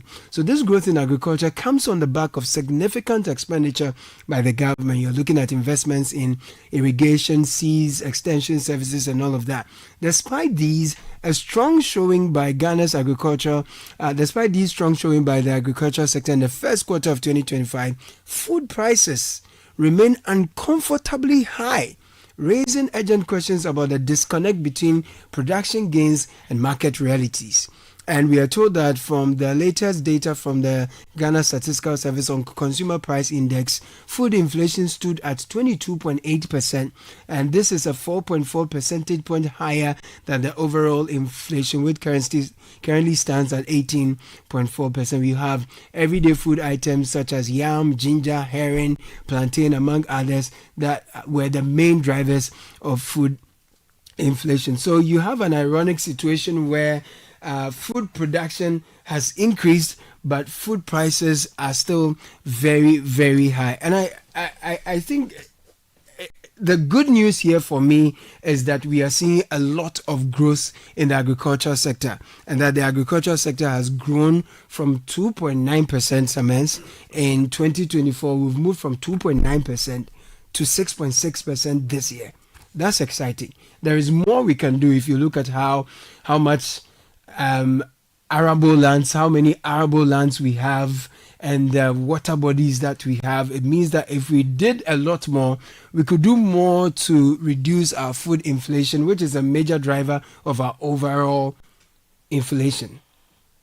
And then somehow, when we figure out the other complex issues, then we should be able to drive down the prices. But as it stands now, food production has shot up, but food prices are still very high. Very interesting situation that we have at hand. Yeah, I think, thanks, Caleb. I think in terms of bringing meaning to the figures, we can look at different angles to this. For us here, we are contributing our quota by making sure that we are contributing to the development of this country by making sure that people attend the Agri Fair. Very important. Very important. And the whole essence of the Agri Fair is to promote our local produce and also put our farmers on the platform for promotion and possible exchanges in terms of transactions. So for us, that's what we are doing with this. But we can talk about the food inflation and its effect. I mean, I think that to be fair, food inflation month on month is decreasing. And that's the point that we need to make. Started from 26% in thereabouts in January, moved to 24 in February. Let me see. 26.5 in February, March 25, and then May 18.4. And this is month on month. Year on year is what you talked about. And for me, I think year on year is significant. It's indicative, but the real thing is what progress are we making? And I think that from January all the way through May, we are seeing some progress. It could be better. I mean, when you're dealing with the international markets, and I'm talking about the produce market, where you are competing with farmers from the US, from Canada. US is like 2% food inflation. Canada 1.3% food inflation year on year. And we are hitting 22 point something percent. 22.8%. Yeah, 22. So there's work to be done. Basically, there's work to be done. And so, as part of what we do, we are saying that from the 20th to 22nd of this month, we are all gathering at the IFWA Sutherland Children's Park, where we showcase local produce from crop to livestock to fish, and and all those things. So we'll be there, and then there'll be kebab, there'll be drinks, there'll be a party bit, and all that. So and we are adding clinics to it as well. Yes, but lots of companies have registered, and but you see, writing your name doesn't secure you a place. Documentation. I'm telling you, if you don't, you are there. So if you haven't paid, you don't consider that you've registered. That's the truth of the matter. And so far, we have in excess of 150. A lot of interest. Yes, not many people have registered, but we still want them to pay, and then we can only take so many. After a while, once we get the numbers we are looking for, we are done, and nothing will change. So if you have registered, please call the number and then make sure that you pay, and that's 0205973973. So this is for those who have products, livestock, crops, everything. Yes. Want to, reach a wider market. Yeah, I mean, look, if you ask me, I want to say that if you haven't registered already, then I'm not so sure you have the space. Yeah. But if you've registered already, just pay. Right. And then make sure you secure your space properly. Wow. That's quite interesting. And what excites me also is that we are seeing a lot of growth in crop and livestock. So it means that when we provide the clinics and more people get to take advantage and have the knowledge in the area, they can create, another stream of income. Is a great opportunity. There is growth, consistent growth, and there's an opportunity. This is the best time to go into agri. Well, I think it's a big opportunity for those who are listening to us. Yeah. I keep saying that you don't wait till you go on retirement before you threaten your family that you want to go into farming. Indeed, that will be a threat, because they'll be worried. Yeah, they'll be very worried. Yeah, because it takes a lot of work, and physical work, hard work, and network, and these days there's technology also in farming, and this is the time. And to be able to generate an additional income to what you get already, it's a good opportunity. So we are not just showcasing produce. Yeah. We are also in partnership with CSIR and other institutions going to offer the 2-hour workshops. Let me put 2-hour workshops. 2-hour workshops. So each module is for 2 hours. Okay. And it varies. So they'll join us, and then we'll talk about all the things that they want. Fantastic. Quick question. Land tenure is a big deal within the Ghanaian economy. Major. In the agri sector, so many things are going wrong because people don't know who to trust to give money to give them land. I'm telling you. The thing we're doing, is there any consideration of those facts so that perhaps maybe we have... Let me be honest, we are not there. Okay. We are not talking about land. Look, I remember several years ago, I bought some land for farming in the eastern region. This would be like, say, 15 years ago in the eastern region, and that was 10 acres. Wow, that's a lot of land. 7 acres. Yeah, I wanted 10 acres, eventually. And we went back and forth, paid off, and then the guy gave me, I must confess that I didn't do what you lawyers would do, go to all those things. But everything, it was like genuine. He had been farming on it for years, and I knew him. Not that And then he wrote something on paper, and a cousin of mine was dealing with the thing. And unfortunately, he passed. And when he passed, his family people said they didn't do anything. The land. They just took the thing. I said, just take the land. Oh, wow. And that's how it ended. Yeah, that's where it ended. So you're right. This land issue becomes a major issue. But just be sure of which land you are having. But these days, some actually lease the land. Exactly. And then you pay every year through different arrangements. Some you pay with a percentage of your produce. Yes. Yeah, some you pay physical cash and all forms of arrangement. But we want to get into farming. I think that's the whole thing. That's right. So we have modules for those who are interested in acquiring skills, knowledge and skills in different sectors of the farming, and we'll be doing that. So CSIR will help us if you register for those clinics. We are doing introduction to fish farming, and here the focus, we are looking at tilapia and catfish in focus, right? So focus will be on tilapia and catfish very heavily, and then there is the Ngoli Haki. So what I learned last year. Sometimes remember what Ngoli Haki is. Which one is that? That one. The mushroom, no? Yeah. So there will be. Especially when you use it for palm nut soup or what's your name? Palm nut. Palm nut soup. Especially after another day or curse on the tea. Oh my God. So mushroom farming is going to happen. There is a clinic on that, and fruit juice production. Thank you. It's a very big one that's ongoing. And then the snails, no? And what? We need exhibits. We need the otope in particular. I'm looking forward to seeing an otope. So these are some of the clinics that will be handled, and there are a few more that you want to highlight for us. Some of the clinics that will be handled by CSIR. We'll bring our friends from CSIR. There is Thomas Naja.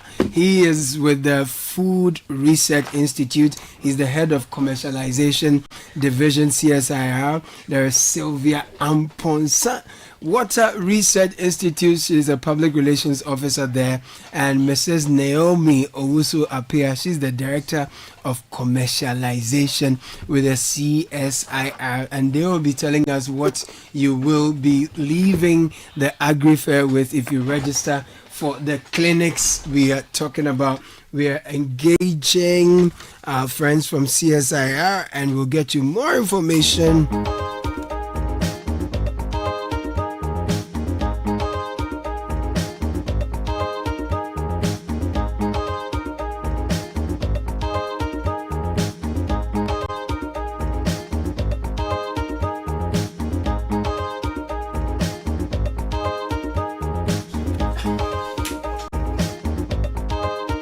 So 2 ladies, 1 gentleman, Thomas, Sylvia, and Mrs. Naomi. Ladies and gentlemen, welcome to the studio. It's good to have you on a Friday morning. Thank you. Thank you. Great. Thank you. Since you're all from CSIR, did you come with some food? We like food. Definitely, we have a package. Oh, you brought something? Sure. God bless you. Unimajumano. Yeah. So you are Naomi, I believe. Yes. Sylvia is here to my left, Naomi. Good. So let me start with Naomi, Director of Commercialization. What are we commercializing? No, I think that's Naomi. Naomi is the one to talk about commercialization for CSR. Yes. So for all Naomi, of it. Tell us what CSR is all about, because we talk about CSR all the time. At times we don't know what it's all about. Okay. Thanks to the management of Citi FM. And good morning to our cherished listeners. So CSIR is the Council for Scientific and Industrial Research. Okay. It's important to get the name right. We are not the center. It's rather the Council for Scientific and Industrial Research. Right. It's the Council because we have 13 institutes across Ghana with mandate into different areas. So if you've heard of Food Research Institute, which I guess you do, it's one of CSIR institutes. We have 6 in the Greater Accra region. Food Research Institute, we have Animal, we have Water Research Institute, we have Science and Technology Policy Research Institute, we have that of Information Technology, and then we also have the Institutes of Industrial Research. Okay. When you go to the Eastern region, we have 2 institutes. We have Oil Palm Research Institute. Oil palm? Yes, wow. Into coconut and oil palm production. And then we also have Plant Genetic Resources Research Institute, also in the Eastern region. Right. They are basically into the cultivation of spices and plant fruit. Oh, cultivation of spices? Yes, spices like rentia. Right. Yes. black pepper, white pepper, and bitter cola and all that. Wow. And then if you go to the Ashanti region, specifically in Kumasi, we have 4 institutes. So we have Crops Research Institute, we have Forestry Research Institute of Ghana, we have Building and Road Research Institute, and we also have Soil Research Institute. Okay. Up north, we also have 1 institute, Savannah Agricultural Research Institute. So CSIR is a large community. We also operate under so many research centers besides the 13 institutes. The head office is situated here in Accra at Airport Residential Area. Right. Yes, so the act which establishes CSIR in this present form came into being in 1968. That's a little bit of history. Yeah. Now, what do we do? Yeah. And the different thematic areas. But Naomi, of we want to CSIR. zero in now on the with respect to the event we are going to have. Which of your institutes are you inviting to collaborate with us with this Agri Fair? So Food Research Institute will be present. Zion. Yes, we have Oil Palm Research Institute. Thank you. We have Savannah Agricultural Research Institute. Arokodo. Forestry Research Institute of Ghana. Sharp. Crops Research Institute of Ghana. Okay. And then Water Research Institute. So and water finally, is where Sylvia is from. Yes, finally, the Animal Research Institute. Animal. Yes. Right. So we fully represented. Samuel, I like the food research, That's where Thomas is coming from. Sure. Thomas, tell me about the food research. Yes, food research, as our name signifies. Food. We are in charge of food. Yes. Anything food. Yes. So we do research into food processing and preservation, safety and utilization, marketing and distribution. We talk of nutrition and food security, and we are supposed to advise government on its food security policies. Great. Let me let Sylvia come in also. You are into water research. So how are you connected to the Agri Fair we are having? Because we are looking at food, we are looking at opportunities, money, and all that. So Sylvia, talk to us. What do you have for us? So we're into fish farming. That's aquaculture, and we'll be taking trainings in tilapia and catfish. Nice. And we have 3 models we'll be training in. That will be in fish farming, the table size. Okay. We'll do training in hatchery, as well as fish feed production. Hatchery? Yes. Fish feed. And then you also be handling snail. Is that connected to you? Or that will be somewhere else? So that's you? Yes. Oh, sorry, I'm giving your responsibility to someone else. Forgive me. I'm really interested in the snail because the snail, they will run away, see, and they won't stress me. So I want to do that clinic. I don't know which one someone else is looking for it, but let's talk about your models where you'll be dealing, training people and all. So, I will represent Forestry Research Institute. Okay. By virtue of the fact that I'm also a resource person for the snail farming training and beekeeping. Yes. Even though I do represent all the institutes. Okay, so your if you like your commercial duty is across the institutes but at the with head office. Reference to this. By your functionally your background exposes you to training for what? Snail farming and beekeeping. What do you study to be able to go into these things? You mean in university? No, you don't need to go to the university to become a good snail farmer. Okay. Now, for the choice of you becoming the resource person. So, our former director of Forestry Research Institute of Ghana, Professor Kobda, brought the snail farming technology into West Africa. Oh, wow. And as part of the capacity building program of the institute, he decided to train a lot of scientists and others who were also highly interested. So you're a scientist, basically? So I'm a marketer. Oh, you're a marketer. Okay. Profession. All right. Okay, that's what I wanted to. Yes, but interestingly, I have learned to become a good snail farmer and a beekeeper. Wow. Oh, so it means that I can be a journalist and also learn to be a snail farmer. Definitely. And even a fish farmer. Come on. And produce a lot of processed foods. Okay. So during the Agri Fair, you'll be teaching people how to venture into snail farming. Yes. Are there any specific types of snail that are recommended, or Yes, we do have 3 common species in Ghana. Okay. But honestly, the market in Ghana normally opts for what we call Nwapa. Nwapa, the brown and black stripes. Yes, and the scientific name is Achatina achatina. Hey. I heard you say you want to opt for snail farming because they don't normally run. They won't run away. They are just there. You should never underestimate them. They do. They are very slow but sure. Oh. And then that's why the clinic is going to highlight the measures you should put in place to avoid that situation. Achatina. Yes, achatina. So the snail farming, do you require a particular type of space to be able to get into snail farming? Say it has to be covered, it has to be enclosed, temperature wise, all these things. It depends. So with regard to the space, it depends. If you are doing it on the small scale, maybe for your personal consumption, okay, you need half the size of this table. Okay. It's very fine. Okay. But if you want to go into the commercial production, then definitely you will need a bigger Something, housing system. right. So it could be a greenhouse, it could be a gallery system.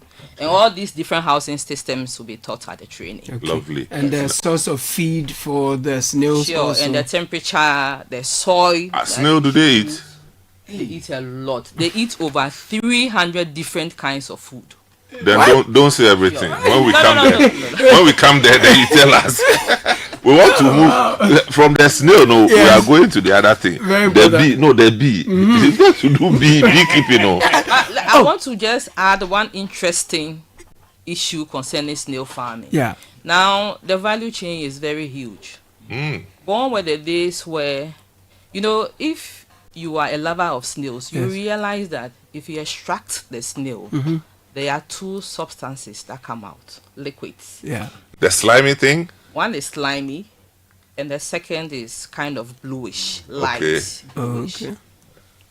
They all have medicinal properties. Hey. But the slime is also good for the cosmetic industry. So we have the cosmetic industry, we have the pharmaceutical companies. You mean the slimy one? The slimy one. Ew. And something interesting is that if you want to use the slime, I mean the common practice is you have to kill the snail, get the slime, and let's say you apply to your face. It's a beauty Can we move on to the bees, please? No, this says beauty aspect. So the value chain is also going to be highlighted. During the training. So the snail, even the shell, people use it for aesthetic things. Definitely. So the slimy thing I'm learning for the first time is a beauty. No, but it has to go through some processing. Please don't listen to us and start catching snails and putting. Okay, so that's snail. Yeah. And then now tell us about the bees, and then we'll move to Thomas to talk about the other ones. Normally, we like the honey which is being produced by bees. Yeah. But we are always afraid of bees. Certainly. Huh? Good. Certainly. Yes. It's because of what's in their head, what's in their brain that they want to do to us. So that is why we are encouraging members of the public to patronize the clinics in beekeeping. Right.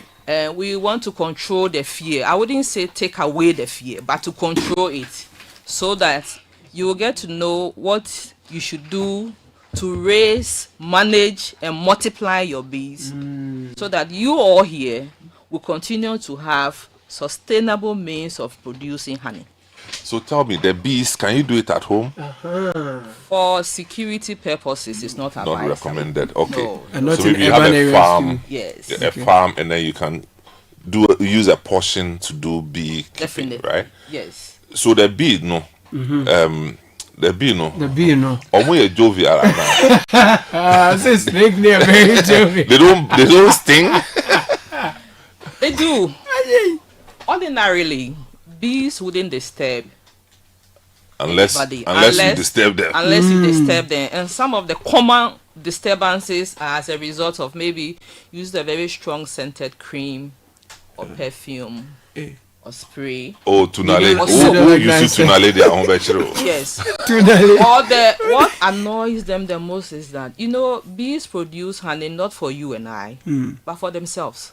They feed on them. Oh, really? Sure. Wow. So if you want to I will always use the phrase, you want to steal their food. Okay. Then what do? They'll have to protect themselves, and that is why they stink. Oh, okay. If you don't disturb them, they are good Naomi, to will you? about. So let me. You are going to demonstrate how this beekeeping and honey production is done, right? Yes. So will you bring bees there? Sure. We want to. Hey, and you They will bring be well PPEs. protected. Actually, the bee will come to first Adonai Children's Park for demonstration purposes. And then we also have testing of honey. You know, we have a lot of adulterated honey on the market. Yes. So that aspect So has bad, to be eh? Yes. Tell me, honey. You at times you put it you put it down, some of the fake ones, and then the thing will cake. So how do you test the Is original one? honey supposed to cake when you leave it? I will rather use the word Solidify. or crystallization. So pure honey crystallizes. That is when you see some particles at the bottom. Okay. It's as a result of two factors. So, you know, bees produce two sugars, fructose and glucose. As to why pure honey should crystallize, I will want to leave it here. For And the then clinic, continue. no? Yes. Yeah. at the Come. clinic. But I get that. I get that because you see like sediments at the base. Yes. And I'm not talking about that. I'm talking about the one that it turns into a physical cake that you can actually break. Honestly, I would say that we have a lot of adulterated honey on the market. Yeah. And pure honey should not have those properties. I see. So if you see something like that, it's always good to test and be extra careful when purchasing honey. You don't have to even bother yourself. CSIR Forestry Research Institute produces.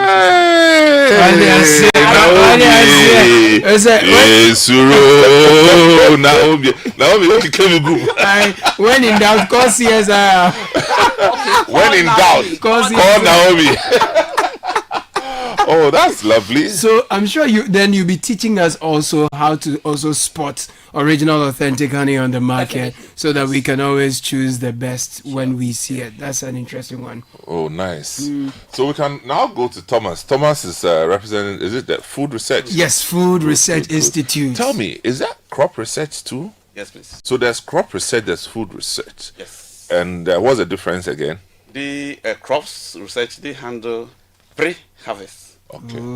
And we handle post-harvest. Okay. And value addition. Value addition, yes. Okay. So then we are seeing that over the period we've produced so much. And so you are going to tell us, with all that we are seeing, the plantain, the watermelon, and the bumper harvest we are seeing, you're going to teach us the technologies we can use to add value to all the food. So tell us some of the things we should expect at the clinic. Yes, we have 1,001, let's say 32 different training models. Wow. But my boss here has tasked me to handle mushroom cultivation technology, and maybe to some extent fruit juice, marmalade, and jam as a package. Yeah, so these are the two that I would like to talk here. Because if I talk about everything today, What will they say tomorrow? this man. That one is medicinal. So the concentration here is going to be on oyster. Okay. So tell me, how do you do it? Do you have seeds? Yes, please. So they are mushroom seeds? Yes, please. Really? Wow. So mushroom seed is called mycelium or mycelia in plural form. Mycelia improver form. Plural. It's a mycelium. Oh, sorry. Singular, but mycelia. Mycelia. So in local language, how do we call them? In fact, it will be difficult. Yes. I will see Openia Jukum and Co to see whether I can translate. Mycelia. Okay. Mycelium. Okay. Yeah, mycelia. So, because you can see them with your naked eye, we try to embed it on a cereal grain. Okay. So we normally use sorghum seeds. Okay. We embed it on it, and when it is cultured and grew, you see it whitish. Okay. On the cereal grain, meaning the seed is ready for planting, or in other words, inoculation in scientific terms. Wow. So so that will be for the mushroom. Yes. So that one is so technical, and because we can bring the lab to a fair standard park, we'll concentrate on compost bag production. Okay. Compost bag here is the land. I normally tell people it is the land upon which you can plant your mycelia. Okay. So when you get them, that is the spawns. Okay. The seed is called the spawns. That spawns is inoculated on the compost bag, and within 6 weeks it should be ready for opening. Okay. You open it. Well, I mean, there's a lot you're going to teach us.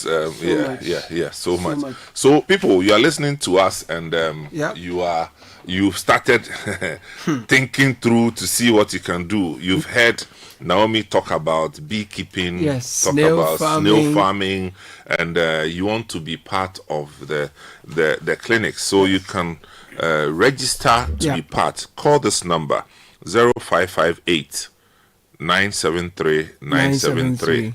Okay, right. I repeat 0558 973 973. And now we will talk about the fish as well. Correct. And then come back and I want to just add something go about ahead. mushroom. You know, the traditional mushroom we know, or the natural one are seasonal. Between January and February, I mean, it's gone. It's done. Everybody must come to learn this thing so that throughout the year you have it in your kitchen. Or in your farm. Ooh. Wow. Your kitchen here means for your table. You wouldn't need to be looking for, you don't get it. You can produce it on your own. Wow. Also and because there's no difference. Come again? There's no difference There's no in the difference. taste. There's no difference. Wow. Do you use fertilizer? No. One thing about mushroom is that things that we throw away are the ones we use to cultivate mushroom farms. Organic compost. For example, yes, compost. I mean, we have this sawdust, the smooth one. The carpenters want you to come and take and throw it away for them. Okay, so you can go harvest it. Is the major soil for mushroom. Raw material for mushroom cultivation. Wow. And we'll learn a lot. I'm telling you, snail and mushrooms today become very expensive. Wow. And one could 12 we are finding a remedy to that. Well, that's so we are finding a remedy to that. I'm excited. Now we know. If you know, you know. We're going to tilapia also and catfish. That business is huge. And you brought a sample, you know. So man, they brought something. Yeah, the catfish, and it's processed and packaged so beautifully. So take us through some of the things you're going to be teaching us when we sign up for the catfish and tilapia farming. So Sylvia. Currently, statistics stands that there's a demand for fish, which is 1.3 million, but we're not able to 1.3 million tons. Wow. But we're not able to meet that.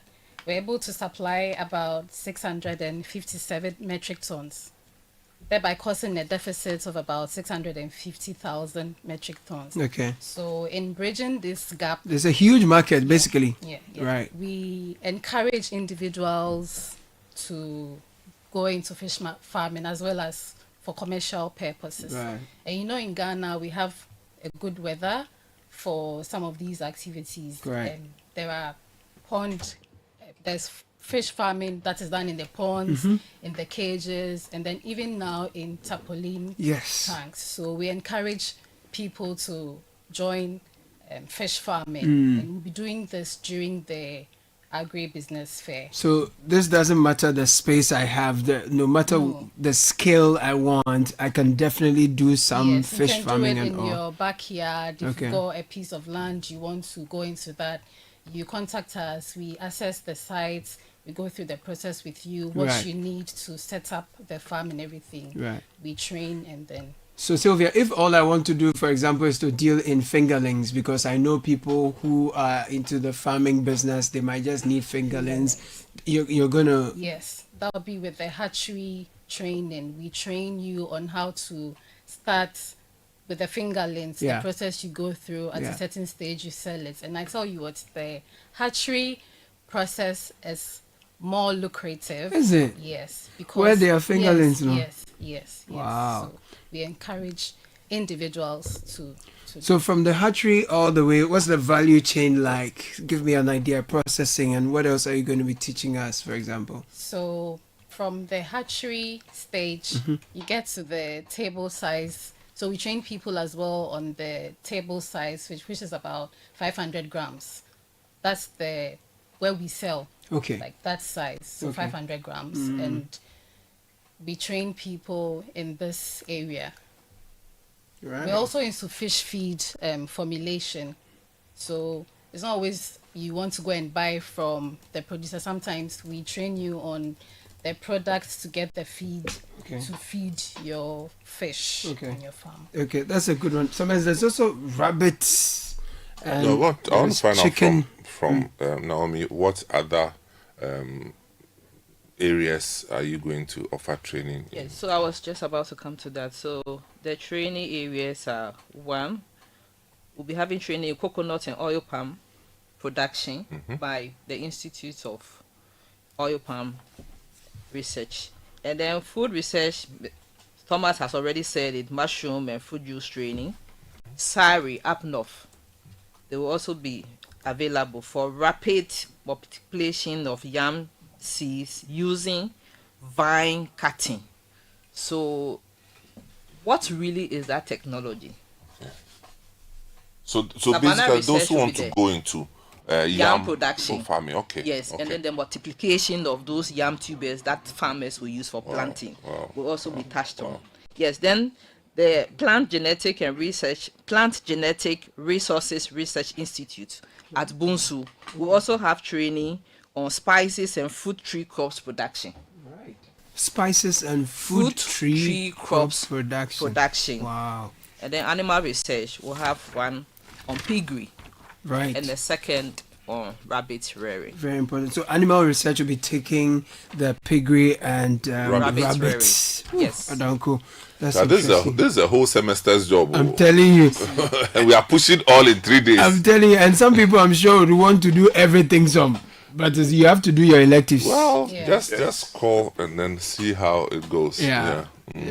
So, any others? No, Naomi, you are done. Okay, good. Cool. Right. So that's what to expect at the Agri Fair. Yeah. So if you just tuned in, we have the CSIR team here, and they are taking us through some of the training opportunities that will be available for those who want to go into farming or different types of farming. And we really do encourage you, now that you have the strength, you are working, you're a young person, and there's no Ghanaian who doesn't come from a village. If you don't come from a village, we should seize your Ghana card. Go to your village, go and find, as a popular boxer used to say, go and find some floor to farm. and then come to the Agri Fair, to register for the clinics, and at least you live with some knowledge. And this is happening from the 20th to the 22nd. Precisely. So please do well to come by. And for those who are vendors who have secured spaces, if you have registered and you've not paid yet, you've not secured the space yet. So the number again is 0205 973. What excites me is that we are not just demonstrating, we're not just teaching also, but there are, processed ones that you can enjoy. There'll be kebabs made of beef, mutton, pork, and so much more. So it's a 5-in-1 multiple fold Agri Fair happening at the Efua Sutherland Children's Park. Some comments have come in. Someone is drawing attention to the slimy liquid. No, someone says it can be used to revive a person who suffers seizures immediately. The snail. So traditional medicine says that it can be used for so many things. The slimy way. Yes. Well, that's why we didn't. That's why we didn't say it. MD has not approved it either. Hey, Charlie. So this was a scale of I'm a tilapia businessman. Growing tilapia is no joke. Catfish is way easier. Ezekiel from Dodoa. That's correct. Yes. So catfish is which one? What how do we call it in Akan language? P3. In Akan. Yes. Catfish. Yes. And what is adjuni? P3, that is the typical name. And this is Akan? No, hang on. I believe adjuni is not, but it can be centered on only catfish. Adjuni is a group of. The group of. Okay, so the type especially the one they can turn like that. Yeah. Is that not what they call akosombo or something? Well, that's just a type. So, yeah, that's a type. So generally the adjunate type is the catfish, right? And you say it's easier to do that than the tilapia. What is that? Catfish grows in muddy water. The water is not supposed to be not necessarily clean. Okay, but tilapia you need to. Yeah, So Ezekiel is right. They endure anything. The endurance fishes. Yes. Okay. Will there be training on black shoulder flies? What is that? No. We are not doing that one. We're not doing it.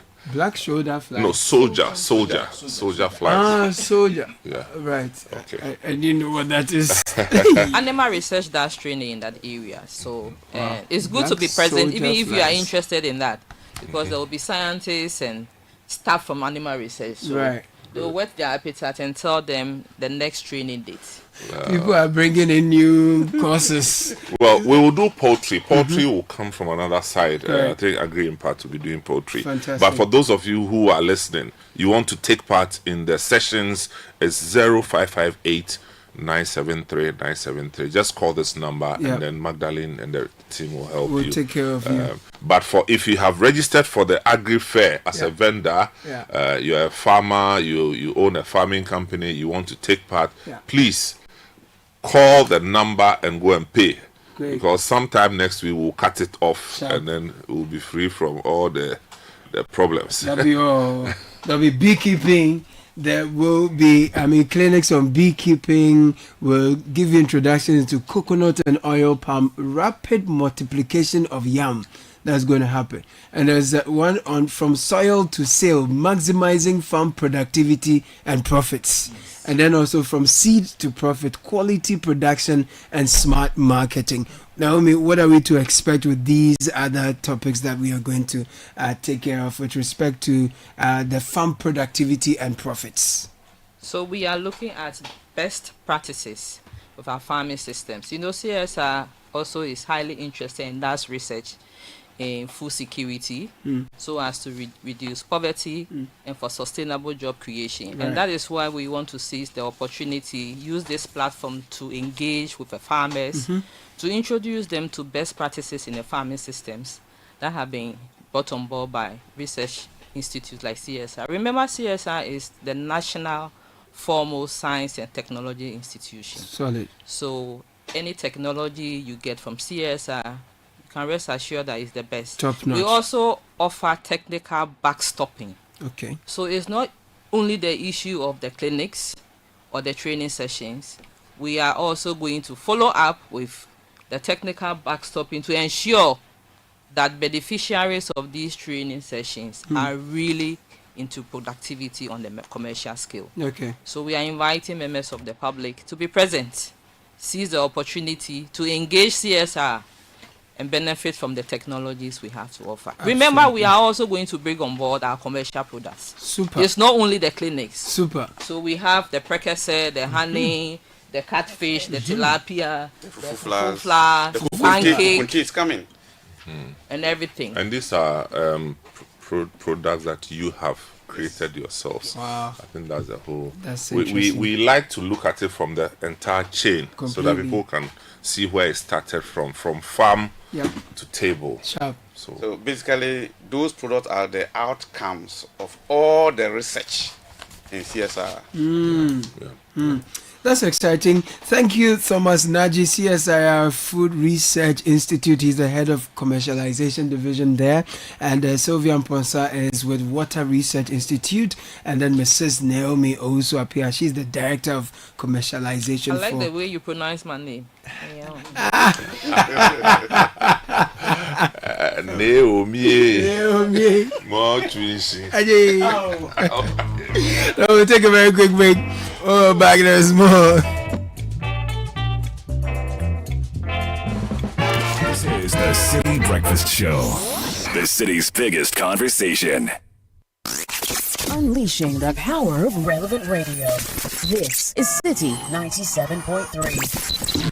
The other day, I visited Kweku at his spunky new office to congratulate him on opening his business. And man, was I impressed. The business is just moving quick. The sales, customers, everything is just working seamlessly. The secret? He said, It's MTN Business Broadband. In this fast-paced environment, we need fast and reliable internet to support all business types. No laggy online meetings, great download and upload speeds, impeccable business management systems, all inclusive. I mean, you can have it all. Sharp! I signed on immediately. To enable your business stay ahead and stay connected, make sure you're signed on to the best internet made just for businesses. MTN Business Broadband. Sign up today on broadband.mtn.com.gh and manage your account on my MTN app. Call 0244 308 111 for more information. We are good together everywhere you go. Happy Father's Day. This Father's Day, celebrate the strength, wisdom, and warmth of Dad with a well-deserved escape to Petuasi Valley Resort. Enjoy exclusive discounts on our luxurious rooms and pamper him with tailored spa treatments for total relaxation. Top up the experience with our special Father's Day lunch buffet at the Baobab Restaurant while you enjoy classic tunes from our live band with good vibes for the whole family. For reservations, call 0540-125-555 or 0540-125-554. Petuasi Valley Resort. Live life. Happy Father's Day to you. Happy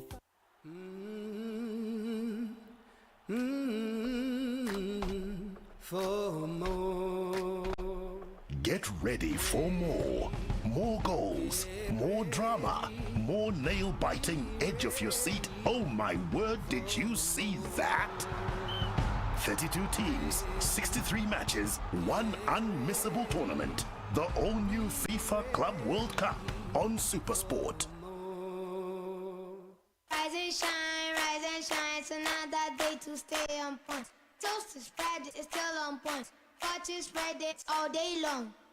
Still on point, yes, it's still on point. It's still on point. Watch it spread, it's still on point. For your bread, it's still on point. For your toast, it's still on point. It's yummy, delicious. It's still on point. Still on point, yes, it's still on point. It's still on point. Still on point, yes, it's still on point. It's still on point. For your toast, it's still on point. It's still on point. Fortune spread, it's yummy, delicious. It's still on point. Fortune spread, delicious, creamy, and always on point. This advert is FDA approved. Charlie, where are you? Bossman, I'm at the bank. Really? But your car is in front of your house. Bro, my bank on my phone, Charlie. Oh, how? EcoBank, bro. With EcoBank mobile app, I can do everything, anywhere, anytime. Listen, I just checked my account balance, paid Ahmed's school fees, and sent money to my grandma at Wale. Oh, wow. Wow. Masa, just download the EcoBank mobile app from the Google Play Store or the App Store or dial *770# and be your own bank manager. Manager. Whether to pay bills or fees, to check account statements, send money across Ghana, abroad, and more, EcoBank mobile app has got it covered. EcoBank Mobile, making everyday people live everyday lives the EcoBank way. EcoBank, the Pan-African bank.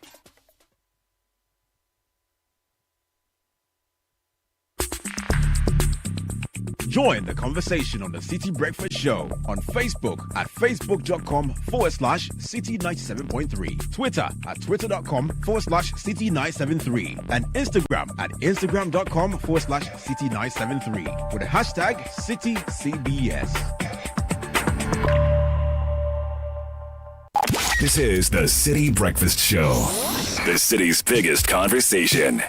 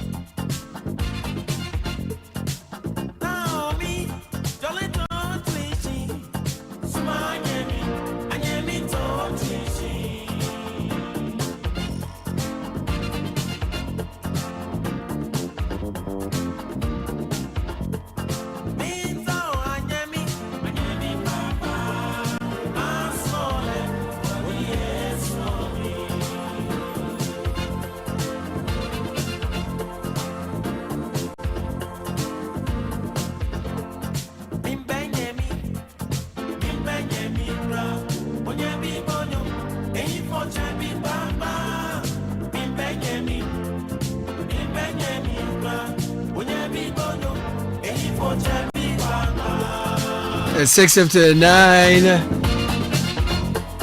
Today is my boss's birthday, Papa Listowell of Absa Bank's combatant region. From Fafa High Street branch manager, we richly bless you.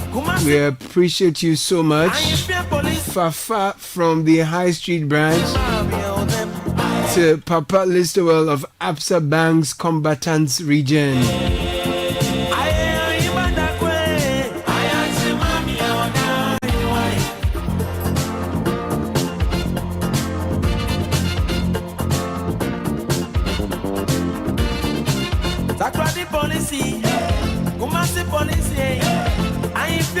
Okay, so wishing Yao Ayifa of CH Group a truly amazing day and a year filled with peace, growth, and fulfillment. You are deeply appreciated.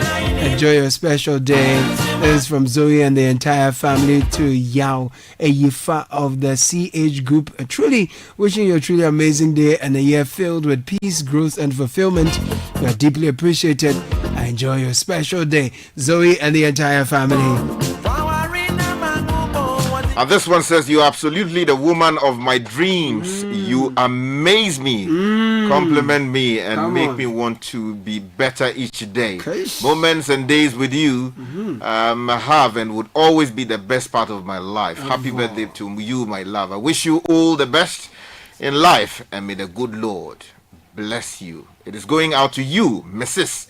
Melissa Newton. So this is apparently coming in from Mr. Newton. Yeah, man. To Mrs. Newton. Yes, yes. Newton's will happen. The Newton's law. Yeah.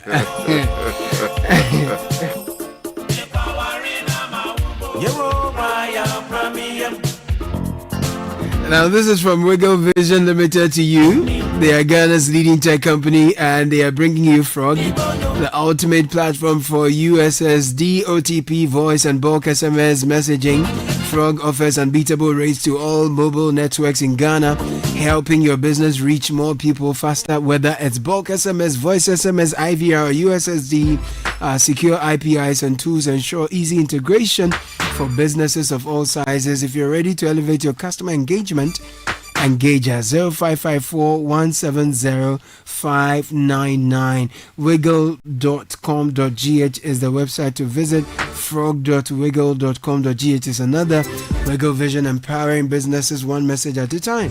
Now, if you're a business leader, HR practitioner, researcher, student, or a person passionate about people, work, and workplaces, then the Chartered Institute of Human Resource Management Ghana, HIHRM, presents the CIHRM 2025 conference. And we are regulating HRM in Ghana. We're looking at standards, ethics, and sustainability. That's the theme. It's happening from the 18th to the 19th at Alisa Hotel this month. Members are paying 3,200, non-members 4,000, and for student members 2,000. Register via the website or any of our social media platforms at CIHRM Ghana. 0243-278-694 is the number to call. Our sponsors: GCB Bank, Bank of Ghana, Gridco, ECG, VRA, Ghana Airports, Ghana Civil Aviation, Bui Power, NPA, Petroleum Commission, PRC, Mpuntu Technologies, and E-Productions. Media partners: Channel 1 TV and Citi FM. CIHRM, transforming work and workplaces. Here's a love letter from the Office of the Registrar of Companies to all of you. It's a final reminder to all registered business owners, company directors, secretaries, and partners of incorporated partnerships in Ghana. There will be no extension beyond 30th June 2025 deadline for the filing of annual returns and the renewal of business names. This follows an earlier press release issued on the 14th of April, which announced the set deadline and urged all defaulting companies and businesses to comply. There is a penalty to be paid. It's 1,000 Ghana cedis in addition to filing fees. So we are urging all companies, business owners to comply with these statutory obligations within the specified time frame. The general public is hereby informed that the ORC does not operate any Momo account, therefore disregard any such request. 0302-666-081 is the number to call. Social media handles at ORC Ghana. ORC is a trusted partner for business. And dear valued shareholder, your trusted financial partner GCB Bank is committed to ensuring that your shares with us continue to thrive and yield positive returns. And so we want to have accurate information of yours so we can be updating you from time to time. So please visit any of our branches, GCB Bank branch, and you will be assisted. And also visit www.gcbbank.com.gh for more. Shareholders registered on the CSD may contact their brokers for the necessary records to be updated. GCB is your bank for life.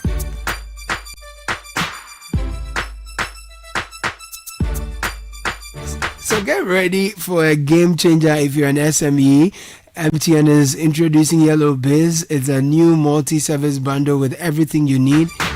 4G plus router with 10 gigabytes of free data. Microsoft Office 365. WebWiz is a customized business website for your business. Unicom Service is a unified business communication solution for all your virtual call center, IVR, and conferencing needs. With MTN Yellow Biz, your business will gain access to advanced productivity tools, a powerful online presence, and superior customer experience. So call 100 or 0244 308 111. mtnbusiness.gh at mtn.com is where you can visit. Terms and conditions apply.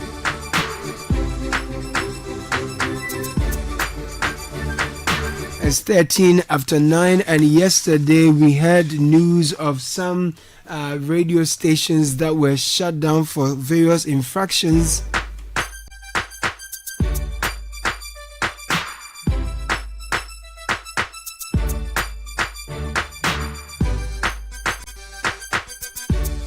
Not too long after we heard of a presidential pardon.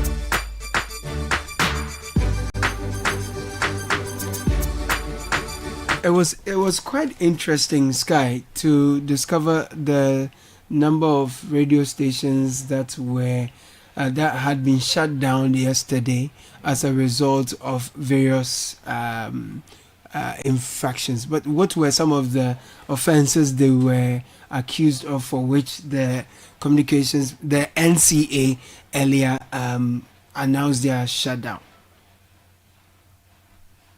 Do you want to put that off? You mean yes, okay? So the NCA issued a statement yesterday. Yeah. Which statement basically announced the shutdown of or the regulatory action affected well over 60 radio stations and establishments that come within the scope of the NTA's authority, and it was on the basis that they had not complied with a number of regulatory arrangements that ought to have been complied with. Right. I want to give you some of the details of the statement as issued by the NCA. So, for instance, according to the NCA statement that was issued, the NCA said that 7 FM stations that have paid provisional authorization fees but have final authorization yet to be issued and have not fulfilled the requirements of Regulation 54 of the Electronic Communications Regulations of 2011, LI 1991. Now, a total of approximately 62 stations have been affected. Now, these stations currently do not hold valid broadcasting authorizations or do not have a certificate of compliance to commence operations, and may only resume operations once all regulatory infractions have been addressed and rectified. Now, while the NC acknowledges the vital role radio stations play in national development, it is imperative that all authorization holders strictly adhere to the regulatory requirements and conditions of their authorizations. Now, consequently, failure to comply with the directive shall constitute an affront to the prescribed conditions for FM broadcasting with grave consequences for their authorizations. We wish to assure the general public that the NCA remains dedicated to maintaining order in the broadcasting sector. We urge all authorization holders to fully comply with the regulatory requirements to help promote an orderly industry. So this is, I'm just giving you excerpts of the statement that's issued by the National Communications Authority. Yeah, but not long after that, we heard that the president had granted clemency for the 64 radio stations that were shut down by the NCA. Exactly. The Minister for Communications. Yeah, it was a test statement issued by the minister responsible for government communication. Exactly. Yeah. Okay, he says President John Dramani Mahama has directed the Minister for Communication, Digital Technology and Innovation to liaise with the National Communications Authority to immediately restore the broadcast of the 64 radio stations affected by the regulator's action.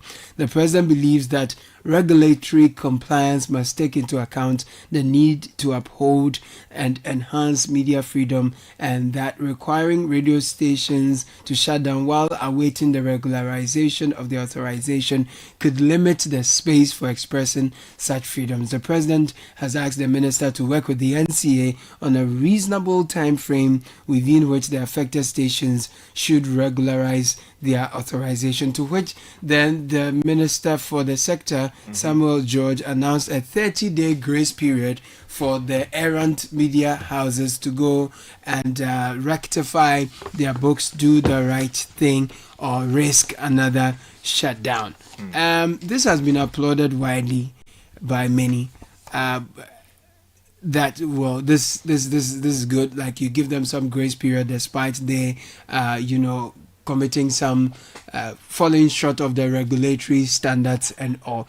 Now, we want our institutions to work and function and do their role. So there must be institutional, we always talk about strengthening institutions and all. But then there is room for presidential clemency, isn't there? So that while the institutions are seen to be working, checking their the institutions that fall under their remits, so that if you are sanctioning bodies for failing to go by the standards as per the law, if the president comes to say, okay, I am a father for all, I want to grant them some clemency, some grace period, should that be seen as interference in institutional oversight? Or it is again the prerogative of the president to grant institutions some what do you call it? Breathing space. It's a very difficult conversation for me for a number of reasons. First of all, we all work in this space, and when a regulator moves into the space and decides to exert his authority and to discipline errant radio stations, you call for enforcement of the law, and yet you say, oh, do it with a human face. That's why when it happened under the previous administration, we were up in arms and said, oh, it was excessive.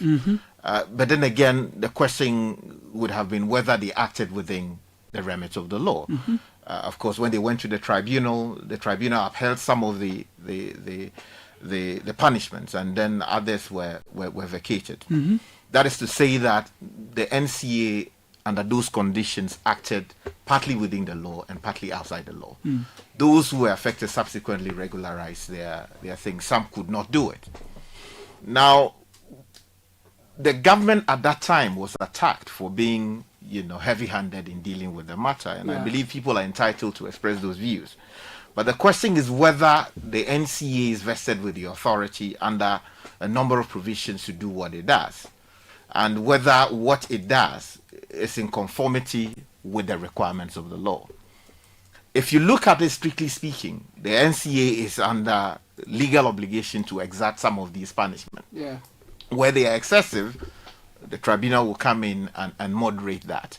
Of course, those affected can always go into negotiations with the NCA to have their issues dealt with. But I think the thrust of your question is whether presidential authority extends into the space to want to, if you like, modify or moderate whatever regulatory decision is taken by, a regulator like the NCA. The president under the Constitution, when you're dealing with matters having to do with conviction from court, does have the authority after conviction to exert or introduce clemency. So the presidential prerogative to pardon people who are on conviction and blah, blah, blah. So then all kinds of remittance of sentence, all kinds of things can happen when the president acts in that way. But I am yet to see under the NCA Act where the president is clothed with the authority to intervene in a matter like this. While I would applaud the thinking behind it, I think the danger there is executive overreach, where a regulator takes a decision and then the president intervenes and says, this decision might stifle Article 162 of the Constitution, and therefore, Minister, I'm directing you to go and with immediate effect. Look, with the greatest respect, I don't think that this decision just came out of the blue. No serious government would sit down, or president would sit down and see on radio stations or maybe on websites that a number of radio stations have been shut down, and then the president intervenes. This matter would have been discussed at the highest possible level of government. That these are the matters in play. These are the steps we intend to take. Of course, he would have received some briefing. The question is, if there was some presidential intervention needed, why could they not have been done? It could have been done there without announcing the shutdown. You see, the danger here is a certain communication that, the president, is a father for all, has seen what's malleable. No, and it sent the wrong signal. I am not saying that the president cannot comment on a matter he finds objectionable to media freedom. He can express those views. But he asked the minister to work with the NCA. He directed the minister. So the president has asked the minister to work with the NCA on a reasonable time frame. Okay, the very first paragraph. Yes. Okay, so President John Dramani Mahama has directed the Minister for Communications, Digital Technology and Innovation to liaise with the NCA to immediately restore the broadcast of 64 radio stations affected by the regulation. So you see the characterization. But at the last line also. No, I want to just introduce that. So it's at the last line, it says the president has asked the minister to work with the NCA on a reasonable time frame within which the affected stations should regularize their authorization. So the opening paragraph says directed. Yes. The minister. Yes. With immediate effect. Something to that effect. The point I'm making is that when an institution established by Parliament takes a regulatory decision within its legal scope, it sends the wrong signal. Where the president intervenes and says with immediate effect, that decision should be varied. It is just like, you might think that these are oranges and apples. Maybe Parliament takes a decision. Pascal, basically, you don't disagree with the spirit of the intervention. No, I don't disagree. Is the if you like the expression of authority that you are, if you like, investigating. I think it makes a lot of sense. It's and I'm sure that if they read it over and over, the point you are making will also become clear to them that the tone of the president, the letter in the second paragraph is more, if you like, conciliatory. And if you are in the business, I always, yesterday on several platforms we were discussing, I'm saying that, look, unless for the affected companies, unless it was an oversight, okay, and in some cases it will be an oversight. But normally, NCA, and I say normally, NCA will send you reminders about some of these things. Okay, and I've had the chance to even go after the NCA themselves, because sometimes they won't tell you and then they surprise you. But the surprise is not in the form of shutdown. So you are given a short time to sort things out. There are some really recalcitrant stations, I must say, and for them, I shudder to think whether the 1 month will be enough for them. But I think, in all fairness, the idea is to try and bring some sanity. But the way we measure the errant nature that they are being punished for, I think it has to be consistent. It has to be consistent. You don't punish one for doing A, and then the other person is getting away with it, Right. and all those things. Right. So there has to be some level of uniformity. And the president is now throwing in his media cap. That hey, the signals are not positive for us. Right. Given my own background, Right. is there something we can do about it? Sure. And actually, I was surprised when I heard some judge talk about 1 month. I was hoping that would be like 3 months. Okay. But 1 month is very tight, I must say. Is it? 1 month is very, very tight. But I don't know and again, the problem that the problems that they are being punished for is not the same. It's not the same. So each company and what they are dealing with. So, but 1 month is tight. I must say it is tight. But maybe they can sort it out. I mean, you see, they operate within a regulated environment, so it is important. I know that things are difficult. Media houses are struggling all over the place. There is not so much money around to go around. You understand? So it is tight. Tell me about it. Exactly.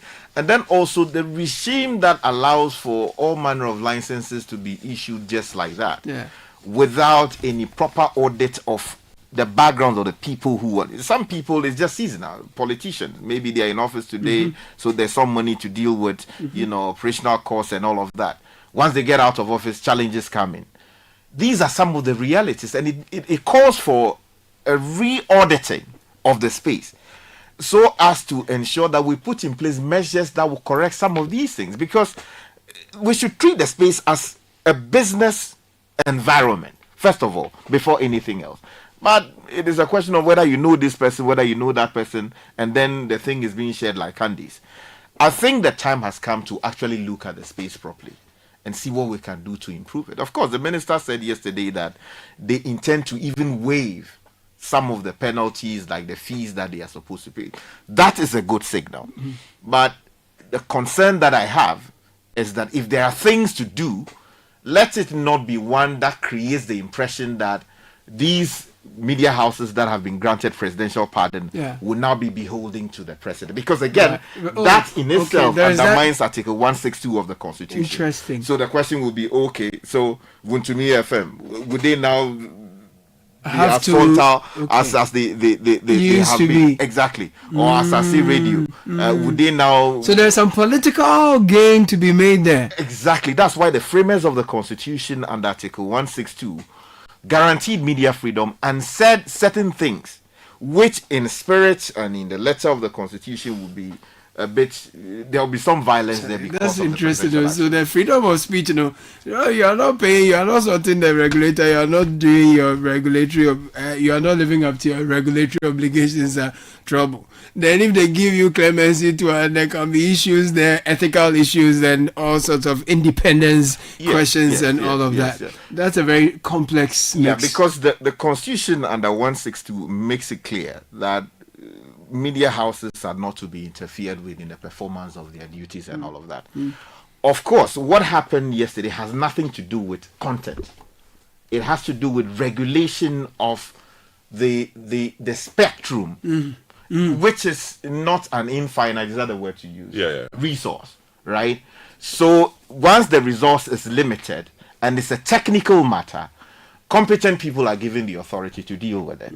I don't need a license to want to open a newspaper to do anything. All I have to do is to notify the national, what's the board you were on previously? NMC? National Media Commission. That the so and so publication is out and related matters. And then they will do their paperwork and all of that. You see, so that one is catered for by the Constitution. But we are talking about a spectrum that is this is not infinite. In which case, the Parliament of Ghana set up a law and says NCA should be responsible for that space. I think we should not send the signals that would worry other regulatory agencies that if I take a decision today, would there be presidential fear that I should reverse it? Okay. It may be great in spirit, in terms of how you want to be seen. Vis-a-vis what happened previously, but the signal it sends becomes a bit problematic. So, I mean, for other regulatory bodies also, if they are reading anything from this body language, could it be that this could signal, okay, I mean, if we deal with people in accordance with the law, there could be presidential clemency. So let's always get to know beyond the law. Let's not also sound as if the clemency was to torpedo the law. Fantastic. You know, the unintended consequence of. I get that, but again, you see, that's why I say it was difficult for me. I find myself in as an operator, so I can relate. You know, and at times it can be very frustrating. Okay, and for us, we have an officer in charge of NCA issues, dedicated to NCA I'm telling issues. You, right? Otherwise, it will shock you. True. Before you know that, when you're up on your muscle. Exactly. Right. So, NCA, if they want to come after, if they want to come after you, they will come after. It's like policeman standing at Kaswa Junction. We are there. So, NCA, we beg. We greet you. We greet you and we beg on behalf of the people that extend the 1 month to 3 months so that they can sort themselves out, because it turns out that you are not the only people that they owe. They should look inside. Very important. Alright, 32 after 9. And if you're looking for a little more in life without spending more, I get it. Every city counts. That's why I want to share something that's really made a difference for me. The Absa Abapa account. So with that, you get a free GH Link card, access to loans of up to 50,000 Ghana cedis when you need help, high interest on savings, free SMS alerts to track every peso, spend less, seamless mobile and online banking, no need to join long queues and many more. And the best part is it is very simple to open. So the Absa Abapa account is what you need. Open one today and get more. T's and C's apply. Your story matters, Absa. There is this one. Celebrate the king in your life this Father's Day. At the African Regent Hotel, treat that to an unforgettable experience filled with style, taste, and heartfelt moments. Sunday, 15th June, Father's Day brunch from 12 p.m. to 4 p.m. at the Muchia restaurant. Enjoy a flavorful buffet with live music by Christ the King Angelic Choir at 770 per person. If you want to make it extra special, book our exclusive Father's Day weekend package for 3,340 Ghana cedis per night. Enjoy club room for 2 welcome drinks, breakfast and dinner buffet. Late checkout at 2 p.m. valid from 13th to 15th this year. For reservations, 0302-765-180 or 050-939-5104. MKT at african-regent-hotel.com is the email address. The African Regent Hotel, simply Afropolitan.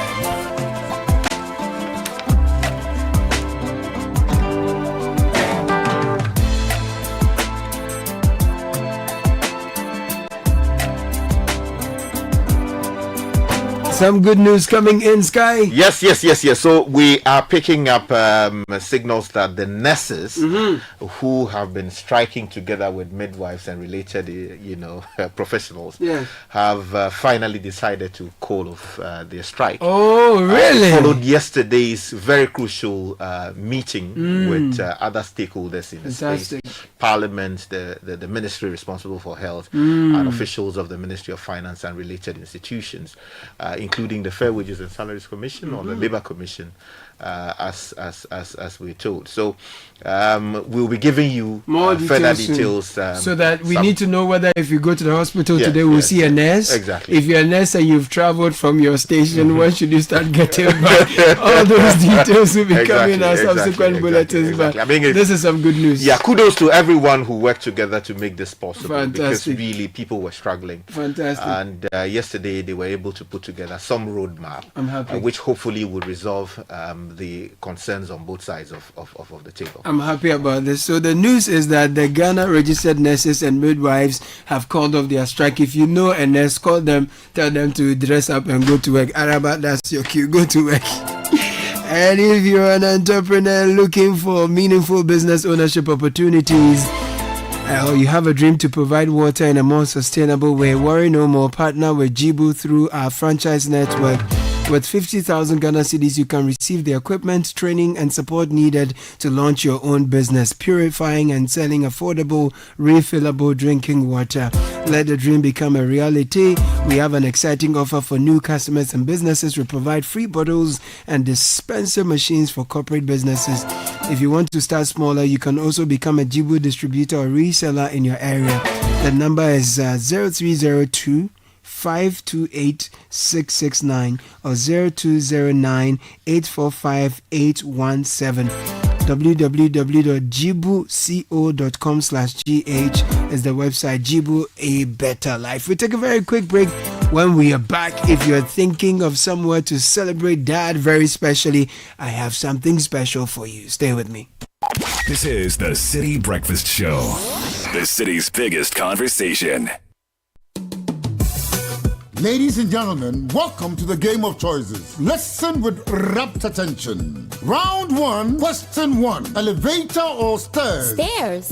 Now the second question. Less than 4 hours or at least 6 hours of sleep at night? At least 6 hours of sleep. The last question. Yomi yogurt or... Yomi yogurt, of course. Oh, I'm not done. No need. That's my choice. Yomi yogurt. Life is full of choices. Always remember that the choices we make today shape our tomorrow. Whether it's a morning start, a midday snack, or a dessert, our delicious Yomi yogurt is here to nourish you. Yummy, a nourishing choice. This advert is FDA approved.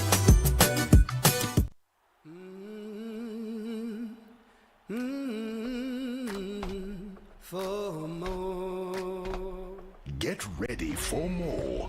More goals, more drama, more nail-biting edge of your seat. Oh my word, did you see that? 32 teams, 63 matches, one unmissable tournament. The all-new FIFA Club World Cup on SuperSport. Human resource is crucial for Ghana's development. The Chartered Institute of Human Resource Management Ghana presents CIHRM 2025 Conference under the theme Regulating HRM in Ghana, Standards, Ethics and Sustainability. Date 18th to 19th June 2025. Venue Alisa Hotel, Northridge, Accra. Conference fees: members 3,200 Ghana cedis, non-members 4,000 Ghana cedis, student members 2,000 Ghana cedis. For sponsorship, partnerships, special discounts, call 024-327-8694 or 020-811-2644 today. Sponsors: GCB, VRA, Gridco, NPA, Ghana Airports, We Power Authority. Media partners: Channel 1 TV and Citi FM. CIHRM 2025 Conference, transforming work and workplaces. Be there. Burna Boy, Trevor Noah, Black Coffee, Chimamanda the writer, Febe Mugugu the fashion designer, and many more young African icons didn't get where they are by following mainstream paths. They did things differently. Say yes to doing things differently. Say yes to the creative person within you, the maker, innovator, entrepreneur. Chart a new path, learn new skills, globally recognized by the American Welding Society and Pearson's Beekeeping. So whether in Ghana or abroad, you will shine. Say yes to DTI, a learning experience that is next level. Go to dtiafrica.com or call 054-169-3534.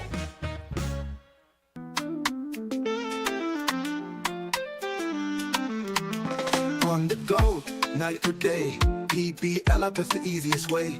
Bank secure, bank with ease. Right at your fingertips, bank is a breeze. PBL app making banking so clear. Anytime, anywhere, we're here. Safe, secure, banking for you. PBL app, simple and true. Welcome to the future of banking. The Prudential Bank mobile app. Bank secure anytime. Right from your phone. Access your accounts 24/7. Perform instant transactions. Pay bills, link mobile money wallets, scan and pay with GHQR, manage your cards, make seamless GIP interbank transfers, all with ease. No more banking hours. Take control and app your banking. Experience simple, secure and convenient banking. Download the PBL mobile app now. PBL mobile app. App your banking. As a busy professional, I struggled with back and neck strain from long hours at my desk. To improve my focus, productivity, and well-being, I sought expert advice from the CEO of Expert Office Furnish. After being in the furniture business for 25 years, I can tell you two things that causes back pain in the workspace: bad sitting posture and not sitting on a good chair. I recommend to you the Genevia Beeper chair, the chair that helps you to sit right. When you don't sit right, it beeps for you to be able to sit right. The next will be the Enjoy chair. It takes every body shape and size. Buy a chair that will support your back and give you that comfort to be able to deliver on your job. Expert Office Furnish offers molding furniture for comfort, productivity, and style. From seating to customized solutions, plus interior decoration services, they've got it all. Find them off the Atomic Hills Estate Road in Ashonman or call 0571 386602 on Facebook and Instagram at Expert Office Furnish. Join the conversation on the City Breakfast Show on Facebook at facebook.com/City97.3, Twitter at twitter.com/City973, and Instagram at instagram.com/City973 with the hashtag CityCBS. This is the City Breakfast Show, the city's biggest conversation. The City Breakfast Show. Rise above the noise. We just they worry. Daddies, them say all we do is to run away from the babies. Daddies, every day we do this and that. Them say we no be responsible. No be everybody there like that. It just be funny cause if man no day, if puppy no day, then waiting we gain. If man no day, if man no day, how we go exist? Happy Father's Day to you. Happy Father's Day to you. Happy Father's Day to every man where they fight for their responsibility. Happy Father's Day to you. Happy Father's Day to you. Happy Father's Day to every man where they do everything for the family. Who say man no day? It's 43 after 9 Abochi, cause this one, well, it's a song for fathers celebrating them. Popino Day, waiting we gain. Last month there was a lot of razzmatazz in the lead up to the Mother's Day. But this year, this month, the Father's Day makes low. I don't know why. But Lawrence Che Odro is the e-commerce officer. He's here with Afaiwa Dankwa, sales executive, and they're all coming from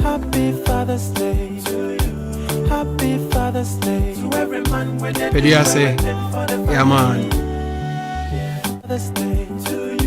Happy Father's Day to you. For all those who are thinking of how to celebrate their dads in a very special way, this is the conversation for you. Lawrence, it's always good to see you again. Yep. You're here with Afaiwa. Yes. Okay, good. Gentleman, lady, welcome to the studio. Thank you. How is Pediase Valley Resort doing? Oh, mornings like this just make you want to experience what paradise will be like, At Pediase, yes. It's close to paradise, or it is paradise? On earth, it's paradise. In Ghana, that's our paradise. On earth, fantastic. And so what do you have for us this Father's Day? Fathers have been the cornerstone of our success. Mm-hmm. We don't celebrate them enough. Charlie, I don't understand. Maybe I said yes. Yes, but you see, that's where Pediase comes in, because we avail you the opportunity to celebrate your dad the right way. It doesn't have to be the one who gave birth to you. It doesn't have to be biologic. But then, we have fathers. We have individuals who have played that role in our life, be your boss at work, friends, dad, right. Our uncles. Yeah. Me, for one, my uncles have been the best. Right.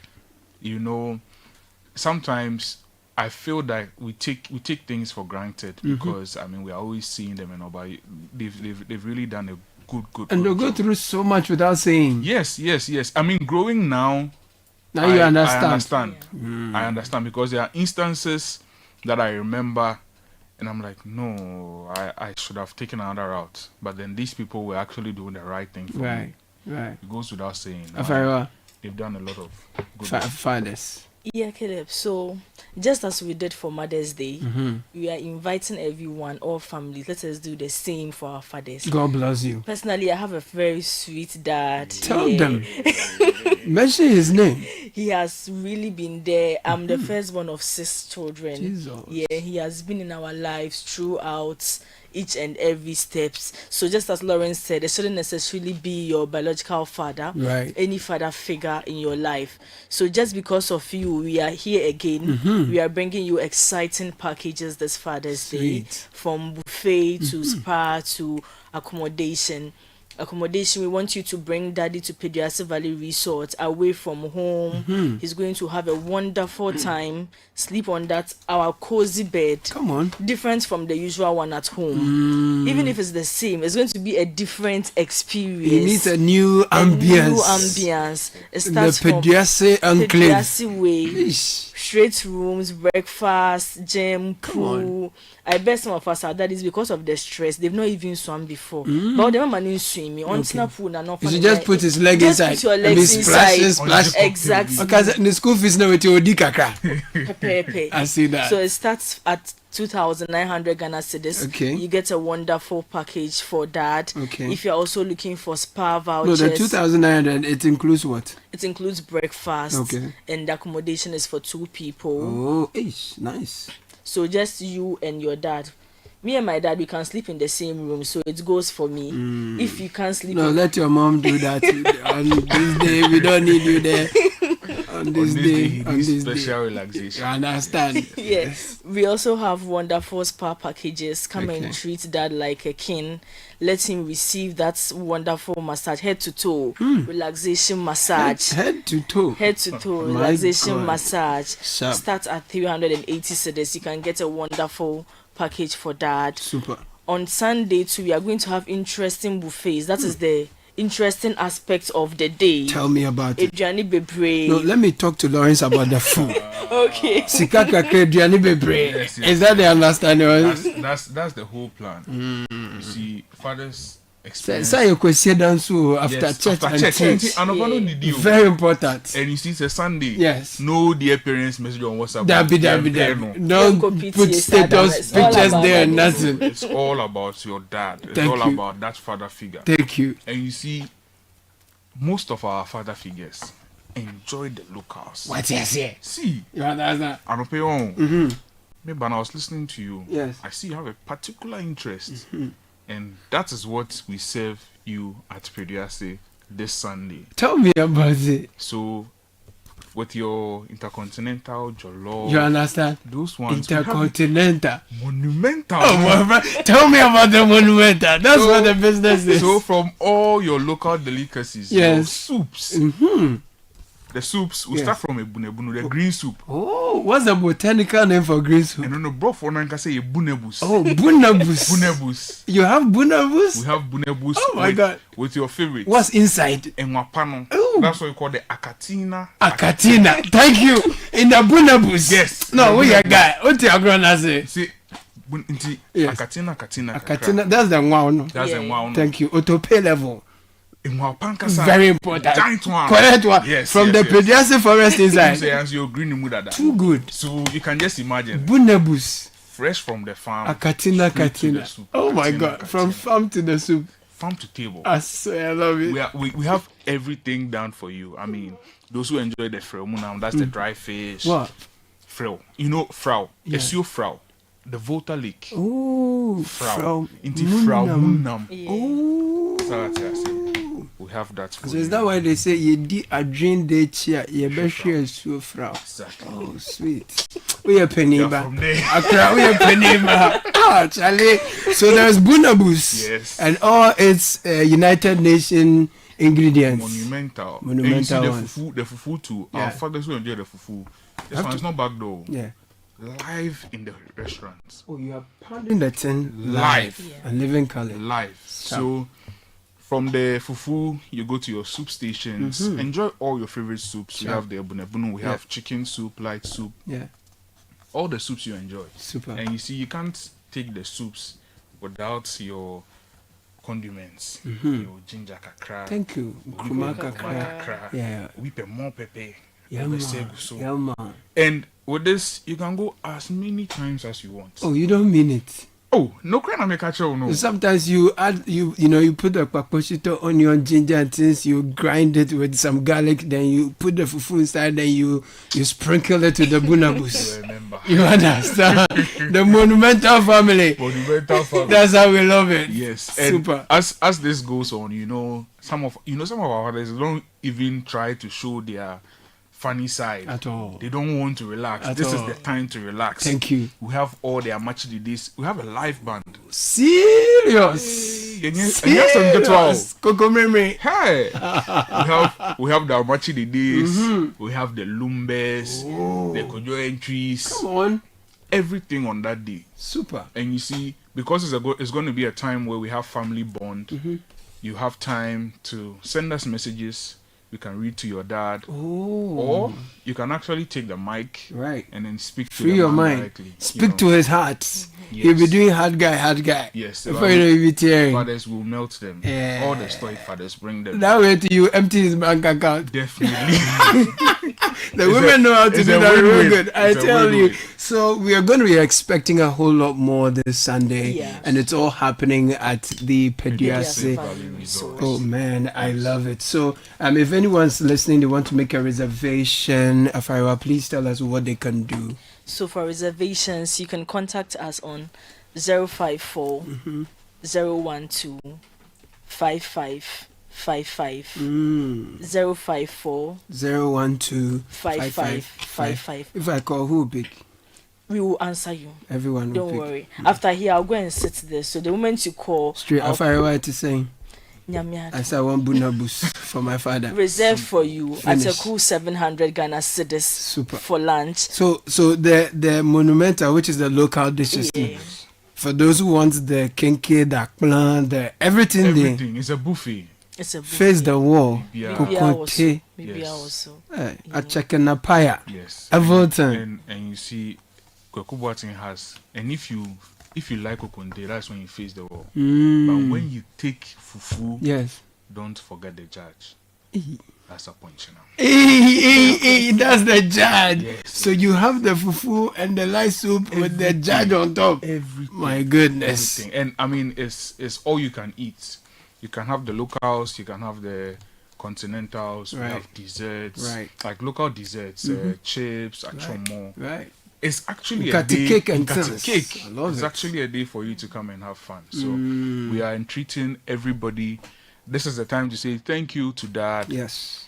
Come, let us have a good time. Again, the numbers to call 0540 125 555 or 0540 125 554. Okay. You can equally reach us on social media, Facebook, Instagram, X, TikTok. It's Pediase Valley Resort across board. So this is at Pediase. Yes, this Sunday. The greenery and the beauty of the space, Yes, this Sunday, 15th June, right after church. Drive in. Let's have a good time. Yes. Lawrence, thank you for passing through. Thank you Lawrence so much. Che Odro with the Bunabus and the Katina Akatina. Oh my God, e-commerce officer. Yes, please. Before we leave, we just want to say a big thank you and Ayiko to all the men of Pediase, from our shareholder, our board chairman, board lawyer, general manager, all the managers, front office, housekeeping, finance, sales, security. They are doing a very good job. Super. And you see this Bunabus, for the fathers. No, man, you got this. Kudos to everybody. We are coming. Thank you so much for the good work you're doing for June 15, we are all going to Pediase Valley Resort. That's where we are treating the fathers and the father figures in our lives to a moment of a lifetime. After the venison, that's where Jacob got the blessing, you understand? So come and let them release the thing for you.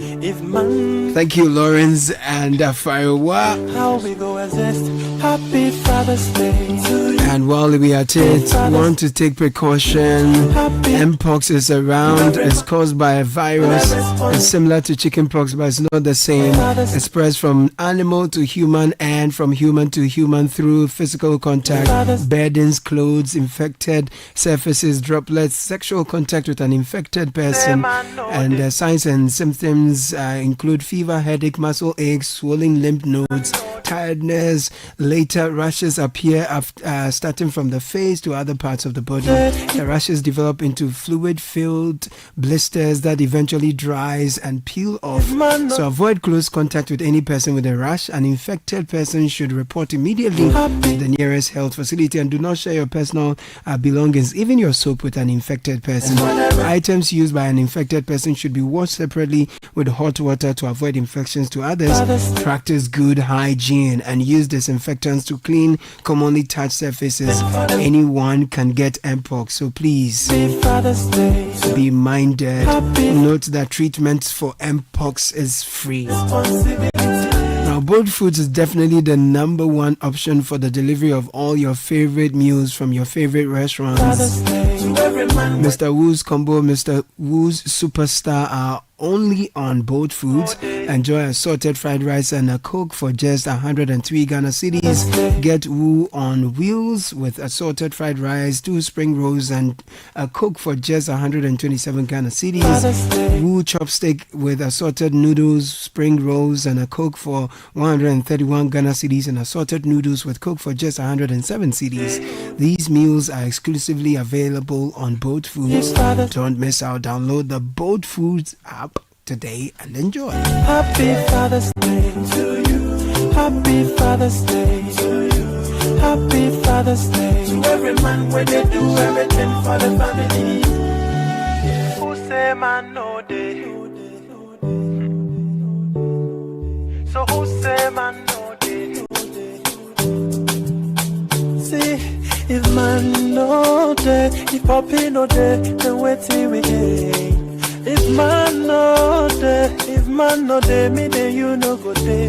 Happy Father's Day to you. Happy Father's Day to you. Happy Father's Day to every man where they fight for their responsibility. Happy Father's Day to you. Happy Father's Day to you. Happy Father's Day to every man where they do everything for the family.